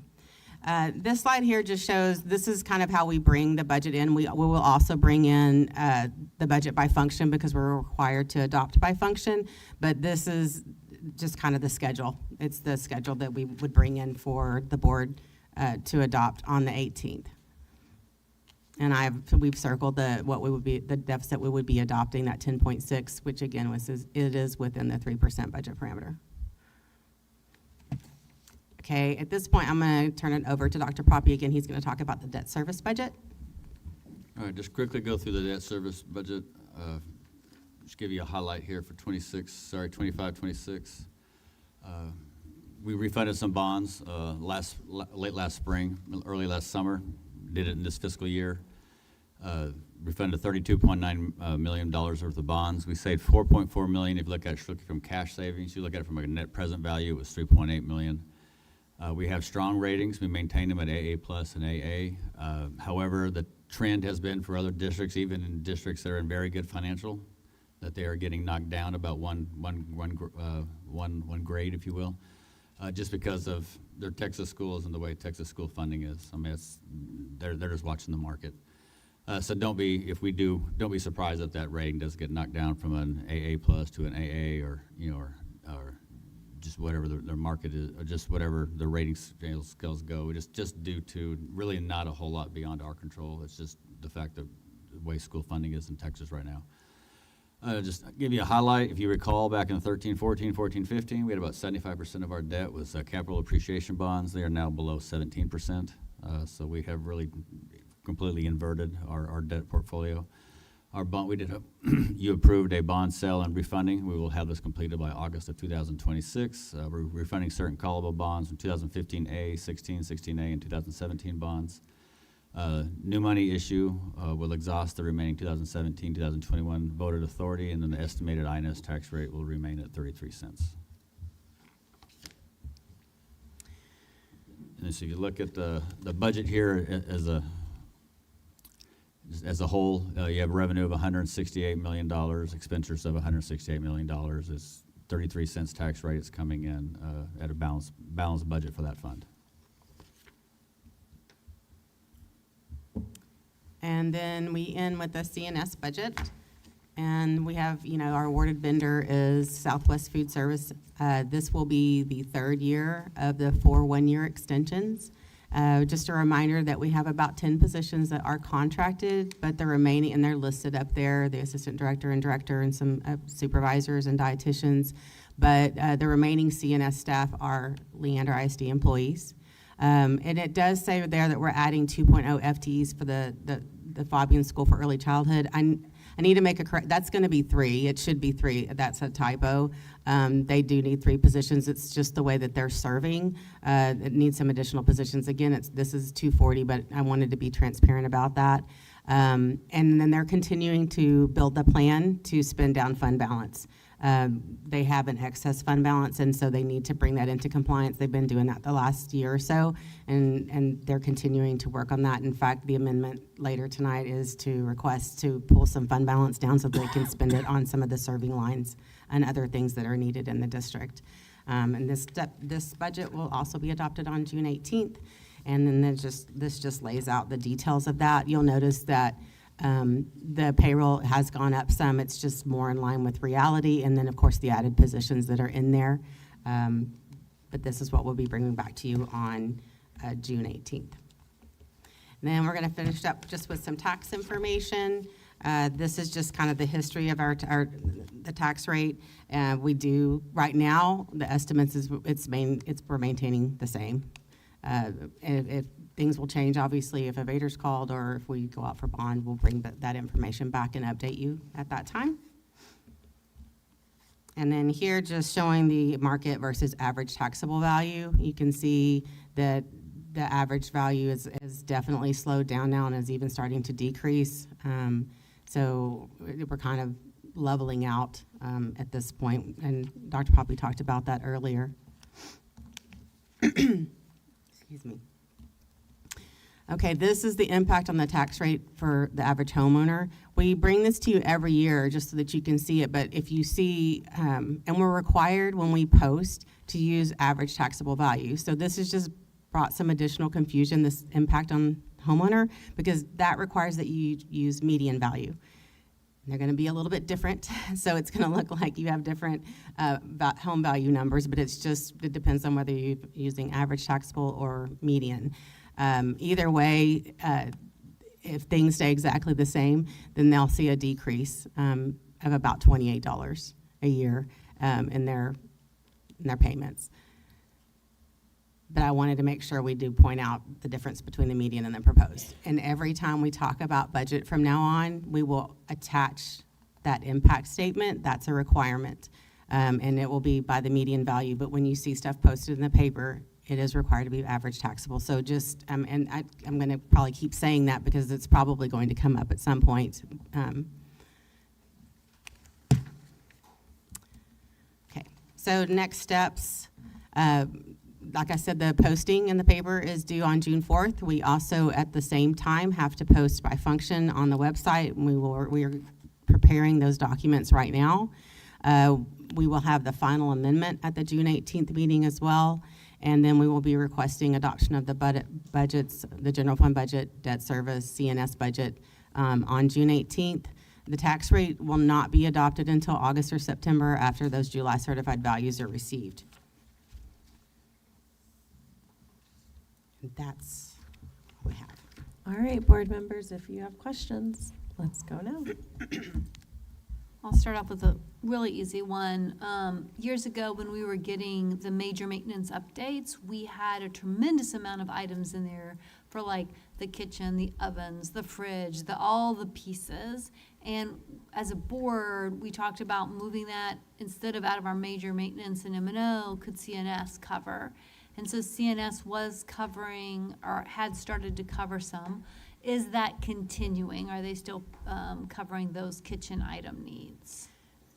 They're looking at what they can cover. The restrictions are, we worked on some of this week, and TDA has some very major restrictions, and trying to work through that has been a process in itself, which is why it's taking a while. So they're looking at, coolers and some walk-in freezers. They're looking at, those are the things that we are trying to get approved. We're still working through the RFPs, making sure that nothing's gonna hit general fund, because there's some things that could, if they have to make any changes to the building, possibly would come back on general fund, or we would have to find another source. So we're making sure, we're being very cautious in moving forward, but we are looking to cover the things that we know that we're going to need that are past their lifespan. That's what CNS has been digging into.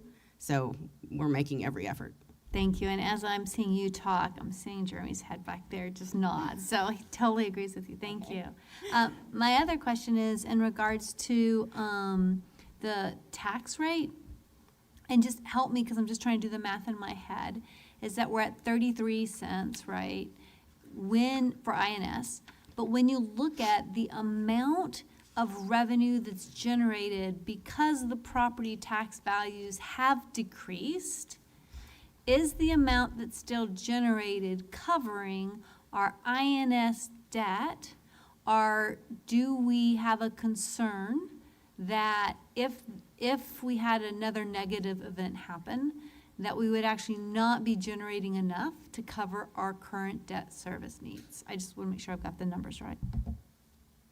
No, right now we're in fairly good shape on the debt service side. Even with the values going down, we do have the Asahi protection in there, and we are maximizing that. We do have our fund balance. I want to make sure I give you the right number. We have a very high fund balance as of June 30th, but we do have that August payment 2 months later. So if you subtract that payment out, we have a good 30 to 40 million of fund balance in the debt service. So if there were to be, if the market were to completely, we would have a fund balance, so we could use that for a year or two while we adjust, and then when we do our refundings every year, we could stretch them out a little bit a different way, so we can make sure that we minimize what we're dipping into the fund balance. Right now, we're front loading everything so we can maximize the Asahi. If the values change, then we would just reverse that and change it the other way. Based on the current predictions and numbers, you do not see a need to increase the tax rate in the next 2-3 years? If everything stays, no more than 1% negative property value growth, we would probably go even 2, but we would be okay on the 33 cent, assuming no new debt, if we have a bond election in the next year, then that will, That changes it. and that will, and if we were to do that, we would educate the community on what that rate would be and what we would expect that to be based on some very conservative assumptions. But with our current debt as of, today's date, and even the one that we've already authorized that will wrap up in August, we will be able to manage that debt at the 33-cent rate. Board members, any other questions? No other questions. Thank y'all. I have Thank you. one more Oh, go statement. ahead. I just want to thank y'all. I mean, this has been a lot of work, and you said over and again for transparency to let us know. As we continue the discussions, that'll be in back of my head is I'm seeing more and more salaries come on budget, of course, for very good reasons. But when you're hitting your payroll and your budget is like at 88%, then it's like, if we're going to keep hitting these other financial constraints, what are we going to do? So just something for the board to be thinking about with salaries. So thank you so much for just transparent, and it's a hard environment, but I'm so thankful to have y'all giving us as much insight as you can. Thank you for saying that. I'm going to give some props to the team. Emily and Cassandra and Becky all do a lot of really hard work.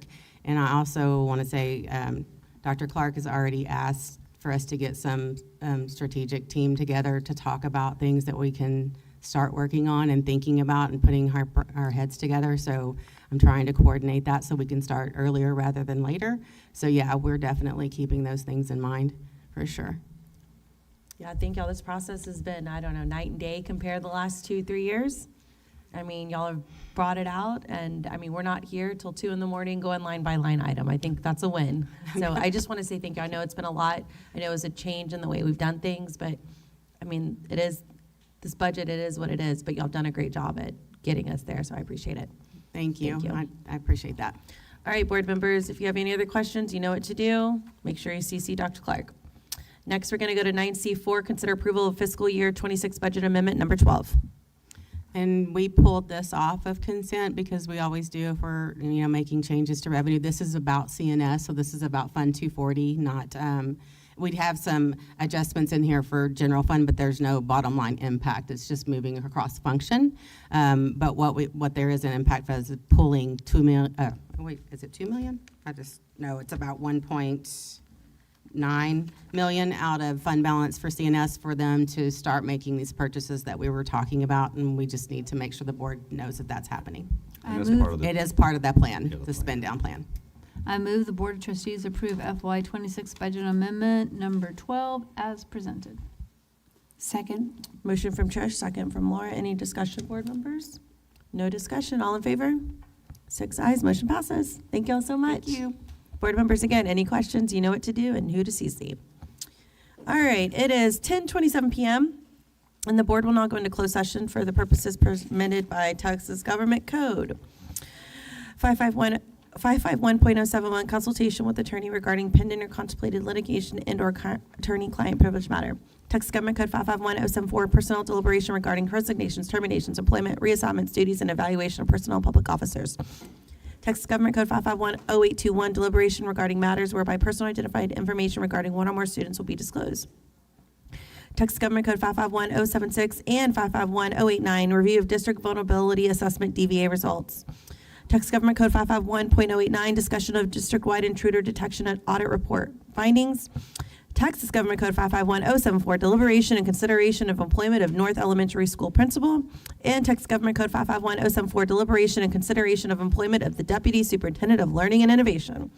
No action will be taken in closed session. Any action related to closed session agenda items will be taken during open session.